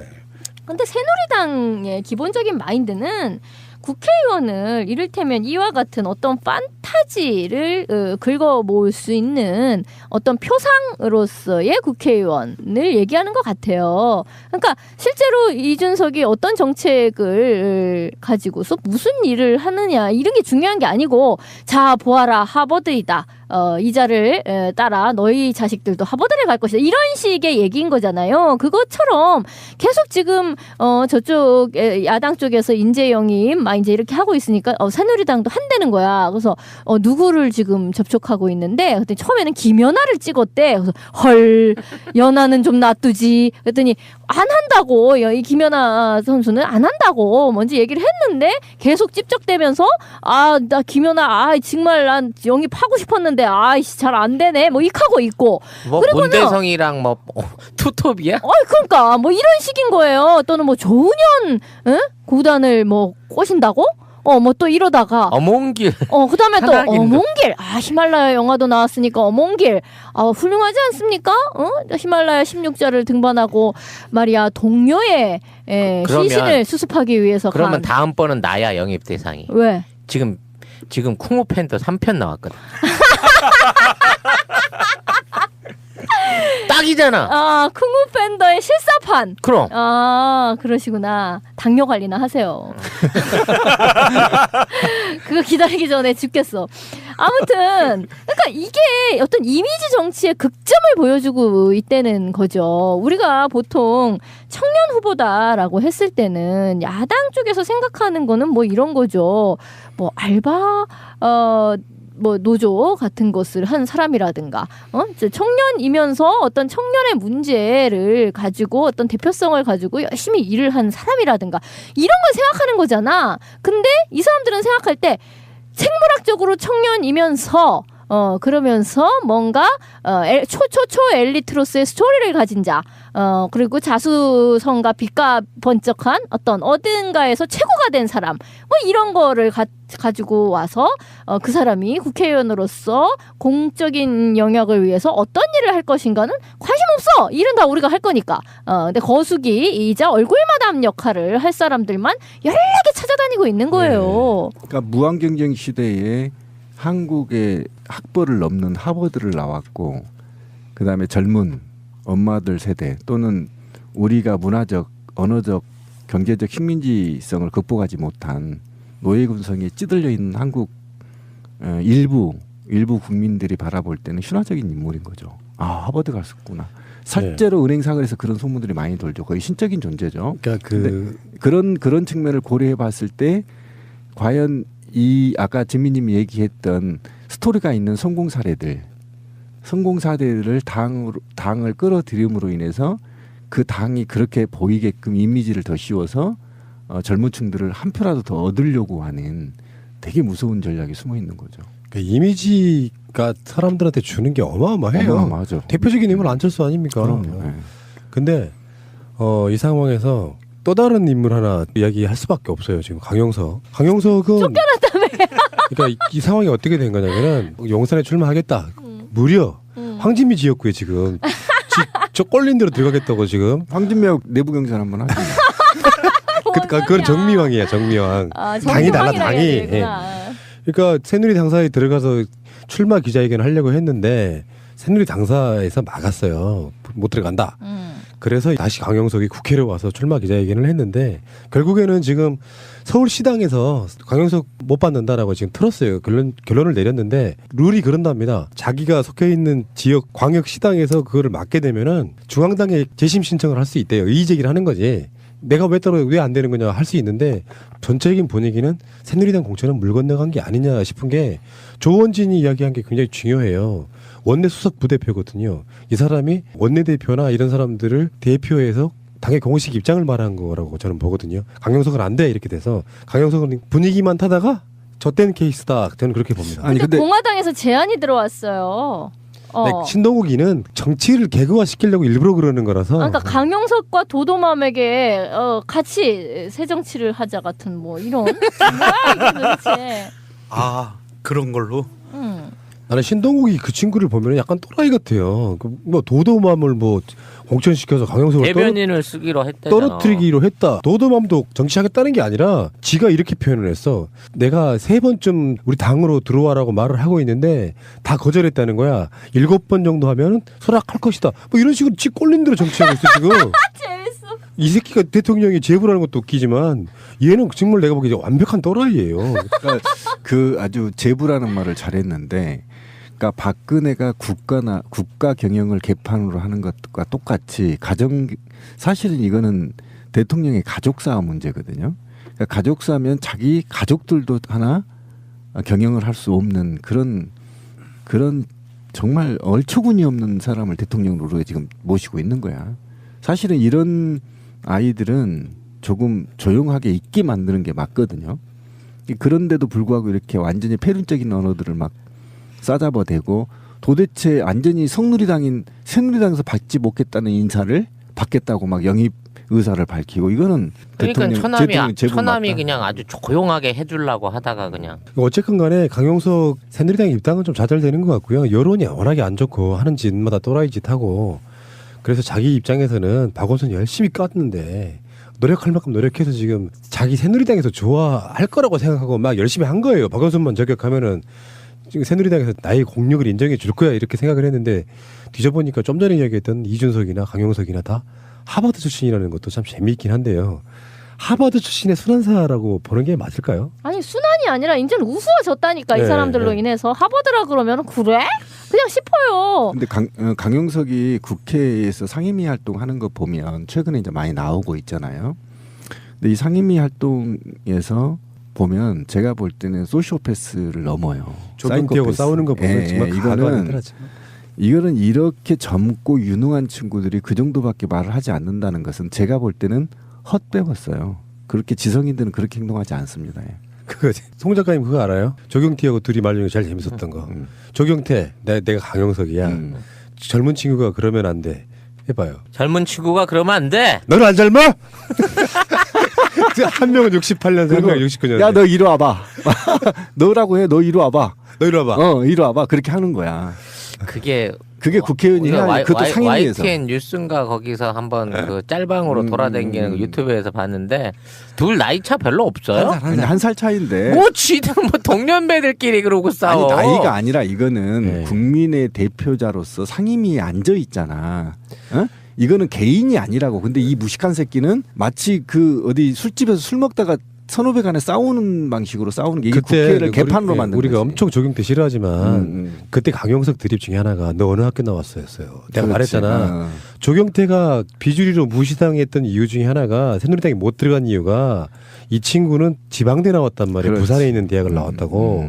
근데 강용석이 서울대 하버드 나온 친구가 국회에서 서로 설전하다가 너 어느 학교 나왔어 하면은 이거 어쩌라는 거야. 그러니까 조경태가 꼬리를 내리면서 혼자 독백하듯이 저는 지방대를 나왔습니다. 이렇게 되는 거라고. 근데 만약에 또 인정했어. 패배를 순간 인정했어. 신비가 조경태 했으면 어떻게 했을 것 같아요? 짱돌로 내가 말을 찍어버려야지. 의자로 찍어버려. 강국에서도 한번 찍었습니다. 그러면 제명당합니다. 아니 제명당해도 찍어야 돼요. 일단. 아니 이 양반은 또 상급 그 정신지체 장애인 그거 곧 따실 거니까 막 찍고 다녀도 돼. 그럼 막 찍어버려. 이거는 이거는 말이 필요 없어. 찍어야 돼 이거는. 그러니까 여권 이야기 중에 이제 짧게 하나 언급할 만한 거는 심상정 정의당 대표가요 국민의당한테 한 말이 그거네요. 우리가 했던 말하고 똑같습니다. 니들 정체가 뭐냐? 여당인지 야당인지 밝혀라. 오늘 그게 화제가 됐어요. 이제 실시간 검색으로도 떠오르더라고요. 그러니까 지금 저 야권 전체적인 분위기가 원하건 원하지 않았건 안철수를 지금 범여권으로 몰고 있는 건 맞는 것 같습니다. 저희도 분류를 카테고리를 나눴잖아요. 그 나눴지. 그게 트위터에 화제가 됐어요. 새가 날아든다가 안철수를 오늘부터 여당으로 분류한데 이게 검색해 보시면 나옵니다. 그러니까 저희가 선두적인 새날이 그러니까 이제 실제로 그렇습니다. 제가 공격받은 이유도 그거예요. 안빠들한테 엄청 공격받죠. 아니 그러면은 혹시 이거 뭐 이런 말하면 재수 없다고 그럴 수도 있는데 유승민이 되고 나가지고 국민의당하고 합당을 해서 뭘 또 만드는 거 아니에요? 전혀 그럴 일은 없습니다. 아니 저는 그렇게 되면 굉장히 좋다라고 이제 늘 생각하는 입장이에요. 그리고 여권 뉴스는 아닌데 다 관계가 있는 이야기 중에 아리랑 TV의 방석호 사장이 가족 동반으로 초호화 출장을 했는데 출장비 밥 한 끼 가격에 무슨 뭐 100몇만 원씩 이렇게 줬다는 이야기도 들리는데 이거 박근혜한테 문제 있습니다. 이거는 왜 그러냐면 박근혜 전용 방송 언론이기 때문에 이거는 박근혜가 그만큼 수행원들을 제대로 통제하지 못하거나 또는 완전하게 특혜를 주거나 하거든요. 그러니까 지금 청년들은 1시간에 5,000원씩 받고 살아보려고 빡빡거리고 있는데 이 새끼는 지금 113만 원짜리 철갑상어를 쳐드시고요. 혈세로 가족들하고. 야 법인카드로 철갑상어를 먹은 거야? 그러니까 이게 그러네요. 작년 9월 달에 박근혜가 유엔총회 연설할 때 따라갔다가 그 중요한 시기에 거기 가서 밥을 처먹었는데 문제는 딸이 설레발을 친 거야. 인스타그램에다가 우리 여러 밥 먹었다. 그것도 출장비로. 그러니까 사비를 쓰면 누가 뭐라 그래. 출장에 가족을 데리고 간 거는 뭐 준표한테 배웠다고 치지만 야 캐비어는 센데. 그러니까 수행원으로 갔고 유일하게 국내 방송이 아리랑 TV의 촬영 영상을 통해서 보고받거든요. 그러면 멤버란 말이에요. 수행 멤버. 수행 멤버를 이렇게 관리를 못한다거나 첫째. 두 번째 이렇게 느슨하게 돈을 써대면서 누리예산은 없다고 개지랄을 떠는 거 박근혜가. 이건 박근혜가 국민한테 사과해야 된다. 그러네. 정말 저는 이걸 듣고 화가 치밀어 올랐어요. 110만 원이면요. 2달간 월급이에요. 이 나라 청년들. 근데 한 끼에 그냥 철갑상으로 110만 원 쳐드시고요. 한식을 또 100만 원 다음 날 또 100만 원 쳐먹었어요. 근데 이 새끼가 나 열받는 게 욕 튀어나와서 갔다 들어와서는 출장비를 정산해야 될 거 아니에요? 거기다가 외교관들하고 식사를 한 걸로 허위 이름을 써냈는데 딸이 뻐럭을 내버렸어. 그렇죠. 이거 범죄라니까요. 그리고 스테이크 하나가 63만 원짜리가 말이 돼요? 뭐야 뭐 황금알을 낳는 소야? 막 금물 뿌려서 먹나? 스테이크가 어떻게 63만 원이냐고. 그런 것도 있어요. 아 그런가요? 있는데 이제 공금으로 처먹은 게 문제지. 아니 어디 엠모 방송사 전 사장은 뭐 법인카드 갖고 애인 선물도 사주고 만두도 사가고 외식도 하고 그러더만. 그래, 잊고 있었네. 김재철이. 나 씨. 그렇게 막 실명을 얘기하고 그래요. 이번에 안 나왔어? 이번에 공천 받는다고 하더니. 제 처리가 안 된대요. 사천.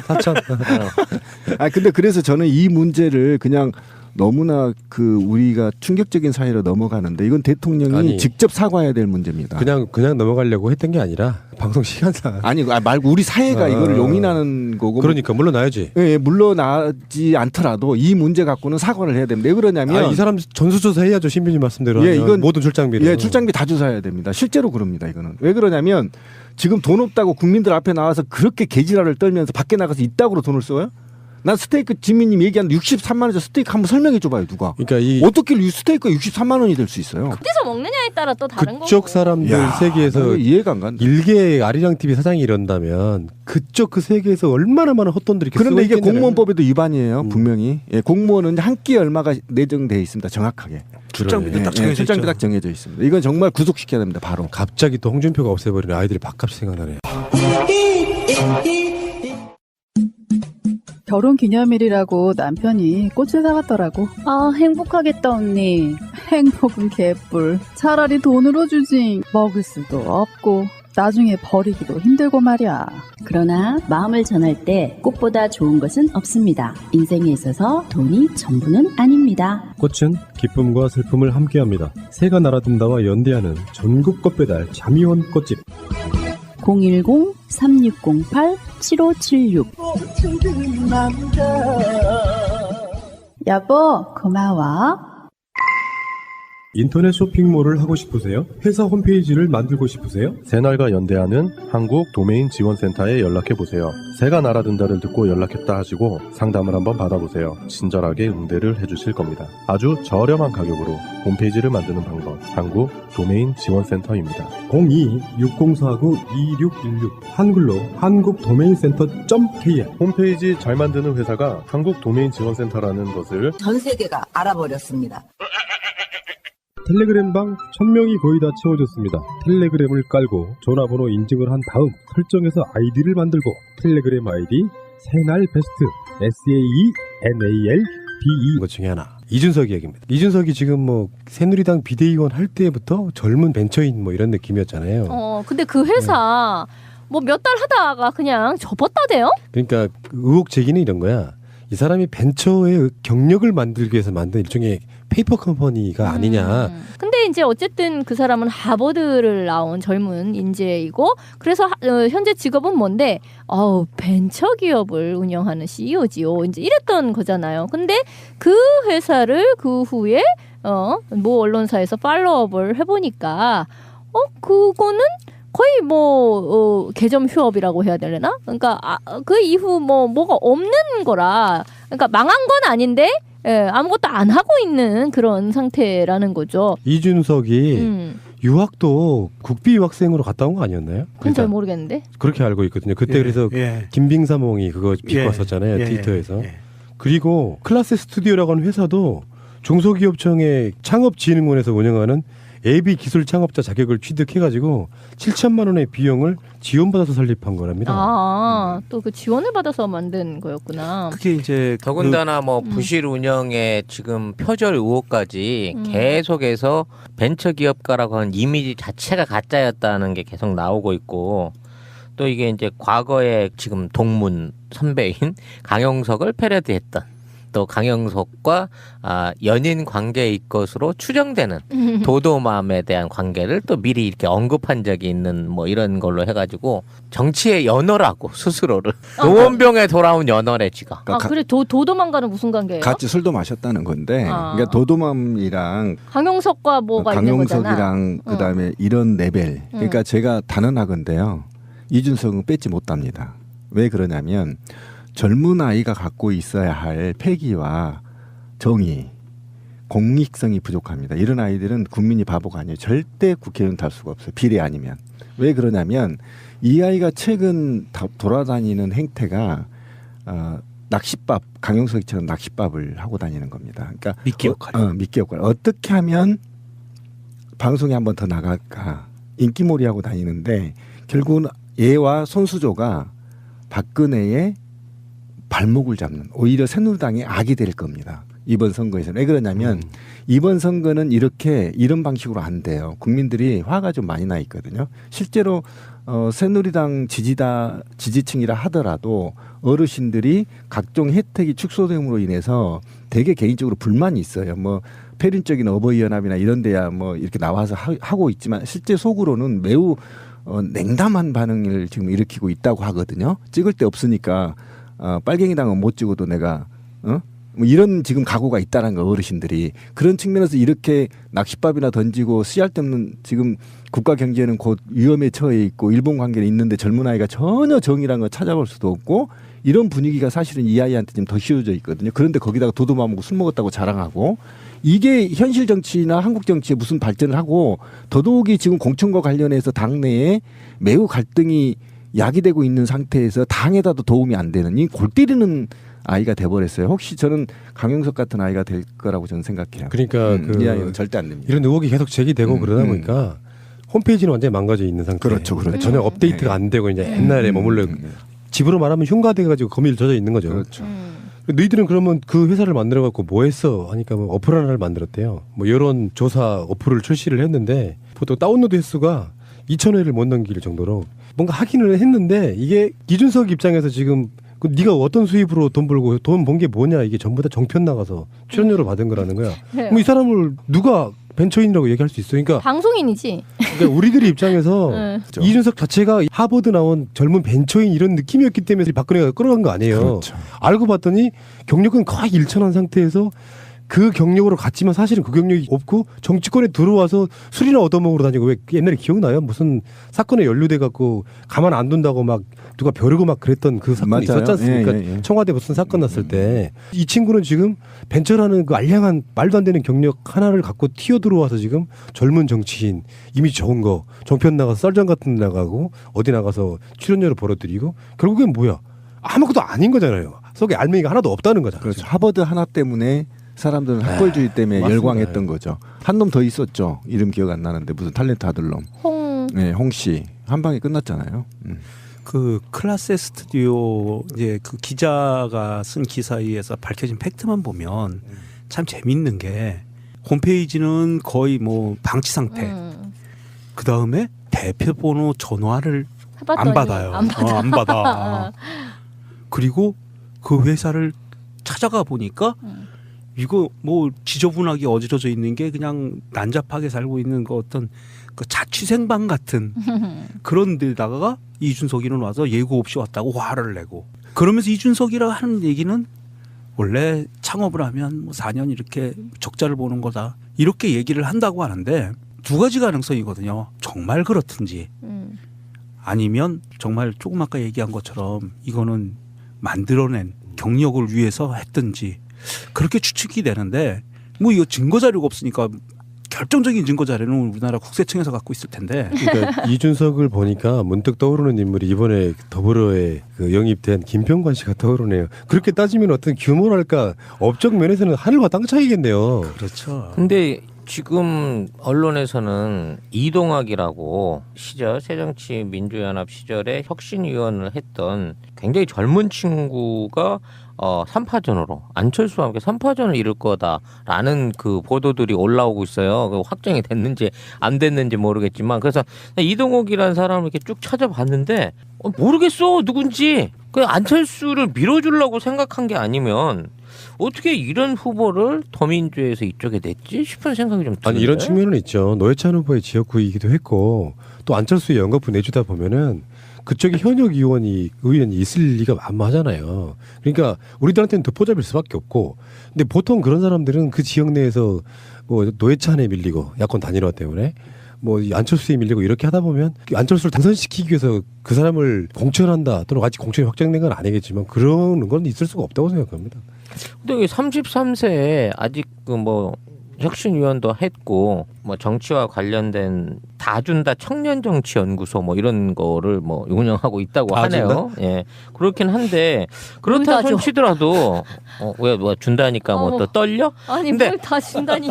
뭐야 뭔 말이야? 아니 근데 이런 매치는 마치 안철수를 염두에 두지 않은 마치 이준석의 지지층이나 표심하고 연결될 수 있는 맞다이를 띄워놓고 마치 안철수는 안중에 없는 듯한 공천이 아닌가 싶은 생각이 들어서 난 사실 또 이런 결정이 내려진 게 된다고 하면 좀 의외다 싶은 생각이 안철수는 드는데. 아다리예요. 생각해 보시면은 더불어민주당에서 후보를 내버리면 그냥 떨어져요. 그렇지 않겠어요? 안철수 입장에서는 더불어민주당이 협조해주지 않으면 그냥 떨어지는 거예요. 현역에서. 이 상태로 그대로 가면 이동학 후보 지금 더불어민주당 지지하는 사람들이 노원에도 있을 거고 그 노원병에도 있을 거고 이 사람들 중에 안철수가 싫어서라도 이동학을 찍는 사람들이 있을 거란 말이에요. 그럼 무조건 떨어지죠. 그렇죠. 이게 이제 야권 더불어민주당의 협조가 없이는 현역이 될 수 없는 입장이 돼버린 거지. 그래서 저는 안철수가 출마 만약에 단일 후보가 안 될 경우에 단일 1대1 구도가 안 될 경우에는 안철수 출마를 못할 거라고 봐요. 더불어민주당에서 위험합니다. 더불어민주당에서 후보를 내는 순간 안철수는 떨어지는 거죠. 그러니까 지금 슬슬 나오고 있는 게 안철수의 비례대표. 그렇죠. 비례대표 우리가 예상했던 대로 김한길까지 1, 2, 3 먹을 수 있어요. 왜 그러냐면 전국구를 호령한다는 이유로 전국구 요새 다녀라. 요새 다녀라 그렇게 되는 거고 우리가 저기 문재인 대표한테 그렇게 요구를 한 것처럼 그들도 그렇게 할 가능성이 높습니다. 왜 그러냐면 만약에 안철수가 원하는 대로 통합 없다. 단일 후보 없다라고 선언해서 그대로 간다 그러면 안철수는 어디 나가나 떨어집니다. 100%. 왜 그러냐면 이 자리는 어느 한 곳이 우위에 있는 곳이 아니에요. 노원병이.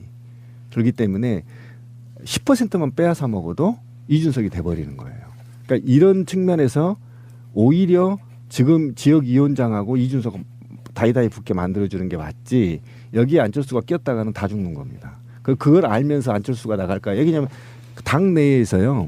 ARS를 돌려봐요. 민감하게 돌려봐요. 지금 계속 돌리거든요. 후보들이 자체 여론조사로. 그러겠죠. 네, 이거 다 나와요.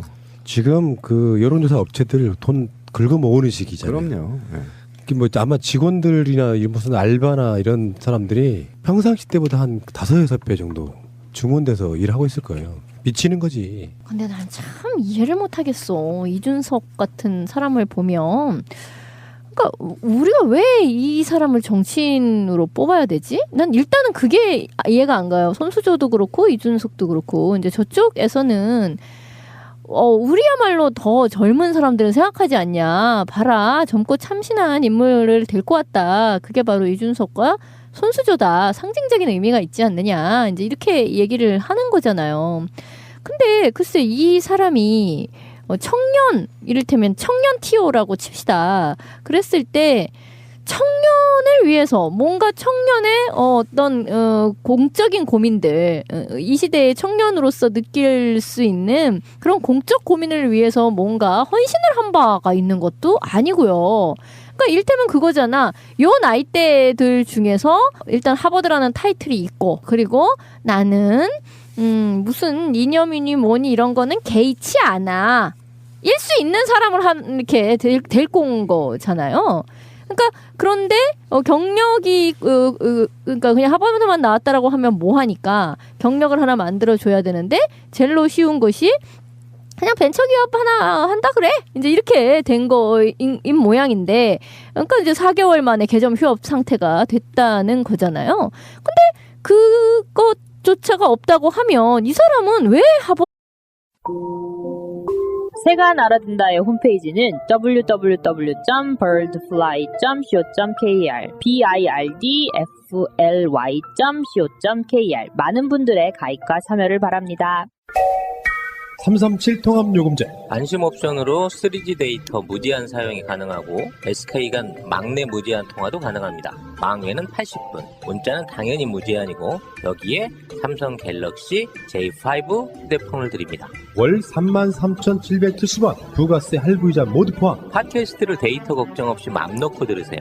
팟캐스트를 듣는 가장 합리적인 가격. SK 알뜰 요금제 회사인 스마텔과 만세폰이 팟캐스트 애청자들을 위해 만들었습니다. 홈페이지는 한글로 만세폰.kr, 전화 문의는 010-2192-1004 천사로 해주시기 바랍니다. 아기 돌잔치, 결혼식 답례품, 단체 기념품 등 이 세상에 없는 것도 맞춤 가능하다는 갤러리 기프트. 새날의 많은 애청자들이 이곳에서 단체 선물을 제작하였고 사장님의 헌신적인 노력 덕분에 감동했다는 피드백을 보내주셨습니다. 연대를 실천하시는 애청자님들과 욕 대신 감사하다는 말을 듣게 해주신 사장님께 감사를 드립니다. www.gallerygift.co.kr 1666-5404 위시플렉스에서 이번에 홍보하고자 하는 프로젝트는 시각장애인에게 배움의 기회를 제공해 주세요라는 프로젝트입니다. 시각장애인이 경제활동을 통하여 자립하기 위해서는 기본적으로 읽고 쓰는 능력이 있어야 합니다. 그러므로 시각장애인에게 눈이 되어줄 수 있는 점자 교육이 선행되어야 합니다. 하지만 현실은 전체 시각장애인 중 20% 정도만이 점자를 해독하고 책을 읽을 수 있습니다. 시각장애인들이 경제적 자립을 이룩하기 위해서는 더 많은 기회가 필요합니다. 여러분들의 후원으로 장애인들에게 더 좋은 배움의 기회를 제공할 수 있습니다. 많은 관심과 참여 부탁드립니다. 위시플렉스에서는 여러분 지갑을 열지 않고도 매주 500원씩 후원해 주실 수 있습니다. 아이쇼핑을 즐기며 갖고 싶은 상품을 10개 고르면 매주 500원을 후원할 수 있고 갖고 싶은 상품을 할인도 받을 수 있습니다. 검색창에서 위시플렉스를 검색하시거나 위시플렉스.net으로 접속해 주시면 됩니다. 트위터가 진짜 언론입니다. 우리나라의 여권, 범여권 이야기를 한번 해볼게요. 새누리당, 청와대, 국민의당까지 우리가 지난주 방송까지 이야기를 해드렸습니다. 국민의당은 우리 야권으로 이제 인정 안 한다. 범여권의 국회의원들이 지금 광주 전남에 많이 계십니다. 이상한 일이죠. 뭐 별로 이상할 것도 없어요. 가령 예전에 하나갑이나 뭐 이제 이런 사람들 호남이면서 새누리당 가 있었잖아요. 알겠습니다. 박주선. 그러니까 문제는 이제 지금 새누리당의 그 균열이 서서히 오는 것 같은 느낌이 들어요. 김무성이 현역 의원 50명이면 어마어마하잖아요. 비박계를 모아놓고 따로 밥을 먹어다는 겁니다. 만찬회동. 그러니까 친박계가 버럭하고 일어난 거예요. 그 공천의 중심에 서야 되는 당대표가 비박계들만 모아서 밥을 먹는 것 자체가 불공정하다는 거지. 사실은 맞는 말이거든요. 그런데 김무성 입장에서는 자기 나름대로 이제 지금 박근혜한테는 사바사바 사드 이야기에 또 그런 이야기 나오거든요. 유승민이 다 좋은데 찜찜한 거 하나가 사드 배치에 대해서 찬성을 했던 사람이잖아요. 그때도 김무성은 신중해야 된다고 말했던 사람이에요. 그런데 지금 와서 이제는 사드에 대해서 이제 긍정적으로 받아들여야 된다고 이야기하는 사람이고 보면 이렇게 박근혜를 빨고 있으면서도 한편으로는 분명히 자기 딴 주면이 이제 선거만 끝나고 보자. 박근혜 너 내려오기만 해봐. 이런 느낌이에요. 범행에. 그렇다고 다 친박계한테 내줄 수가 없으니까 나름대로 자기 딴 주머니 차고 있는 그런 느낌을 갖고 있다가 딱 걸린 거죠. 친박계 내에서 어마어마한 공격을 들어가니까 이게 이제 새누리당의 분열로 오는 신호탄이 아닐까. 이런 생각을 한번 해봅니다. 시작할 때가 됐죠. 늦은 감도 있긴 한데 어느 정도 밟아줘야 이제 이 벌레가 꿈틀할까 했더니 야 내장 튀어나오기 직전 되니까 이제 움직이기 시작하네. 분명히 이게 벌레도 밟으면 꿈틀한다 그랬거든. 근데 무려 1년 반을 참더라고 이 벌레가. 그러더니 이제 계절이 끝나가니까 이제 더 2달 남겨놓고 꿈틀하기 시작한 거예요.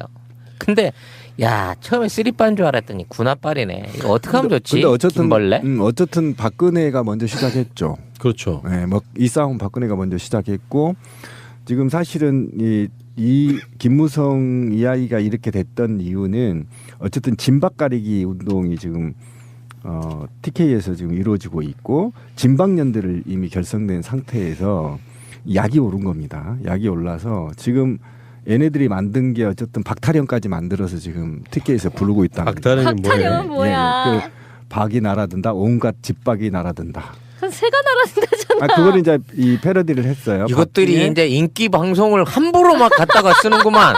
봐봐 이렇게 되는 거야. 박중에는 망할박, 자충우돌박, 감별박, 요리조리 눈치박 이곳저곳이 잡박들이 진박 6인 탈을 쓰고 얍사가게 날아든다. 뭐 이런 노래로 지금 만들어서 아예 트는 모양이에요. TK 지역에서. 그게 뭐냐면 박근혜가 유승민한테 약 6대4 이상 벌어지고 있다는 겁니다. 그래요? 지역 민심 TK가 심각하답니다. 주말에 이제 거기서 오신 분하고 얘기를 좀 깊게 해봤는데 여론조사도 그렇게 나온다면서 이제 여론조사는 확인이 안 됐어요. 네. 그런데 왜 그렇게 벌어졌느냐면 위험성은 좀 있어요. 그러니까 박근혜에 대한 신뢰가 훼손된 게 아니라 진박들이 내려가서 하던 짓이 개망난이라는 거야. 그러니까 어디 그러니까 지역 정서가 그렇다는 거지. 어디 출처도 없는 놈들이 와가지고 자기가 TK 적자라고 노래 부르고 박타령이나 부르고 있으니까 얄미운 겁니다. 그래서 실제 여론조사 6대4로 나온다고 해요 지금. 알고 보면 그냥 근본도 없는 것들. 근본도 없는 것들이. 그러니까 원래 우주에서 이제 혼을 타고 내려오니까. 그러니까 그 바닥에서만 오랫동안 이렇게 고생한 사람들이 아니라 어느 날 갑자기 꽂히는 거잖아요. 그런데 그래서 유승민이 지금 조용히 하고 있다는 거예요. 어차피 유승민한테 완패한다 이런 게 정서인데. 그러니까 이기고 있는 자의 그 편안함. 그대로 있는 거지. 그런 정서가 지금 강하고 실제로. 그런데 먼저 이제 치니까 김무성이 이제 받아친 거 아닙니까? 지금 권력자한테 덤비는 거예요, 김무성이. 나도 한번 만나보자. 너네 진박 만들어 봐라. 50명 정도 몰고 지금 쇠 자랑을 한 건데 거래놓고 바로 하는 말이 하향식 공천 없다. 상향식 공천만 있다. 이렇게 이제 얘기를 한 거 아닙니까? 그게 뭐냐면 만약에 상향식 공천이 바닥에서부터 올라온다면 제가 볼 때는 진박은 거의 떨어진다.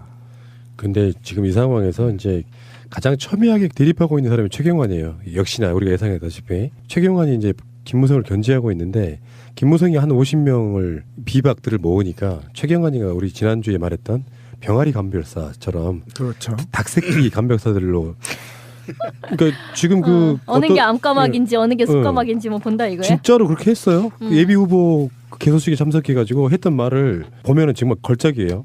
지난 총선에서 당선된 대구 경북 국회의원들이 지난 4년 동안 한 일이 무엇이냐? 자기 당 후보들한테 한 말을 요거는 사실 자해행위에 가까운 건데 알고 보면 지금 박 대통령이 발목 잡히는 정도가 아니라 부러질 지경인데 대구 경북이라도 도와줘야 하는 거 아니냐? 정부가 경제정책을 펴는데 증세 없는 복지는 허구라며 뒷자리를 잡지 않았냐? 이건 야당한테 한 말이 아니에요. 누군지 다 아시겠지만 이러면서 유승민도 겨냥하고 자기가 이제 확실하게 표가 나오는 박근혜 표가 나온다는 TK 지역을 돌면서 지금 병아리를 감별해주고 있어요. 요거 진박, 진실한 진박 감별해주고 있어요. 그래서 순서대로 그 6명 이 아이들 찾아가면서 진박애들 순서로 했는데 이 연설에 제가 음성을 들었어요. 네. 예전에 박근혜라는 이름이 나오면 박근혜 했다라는 거야.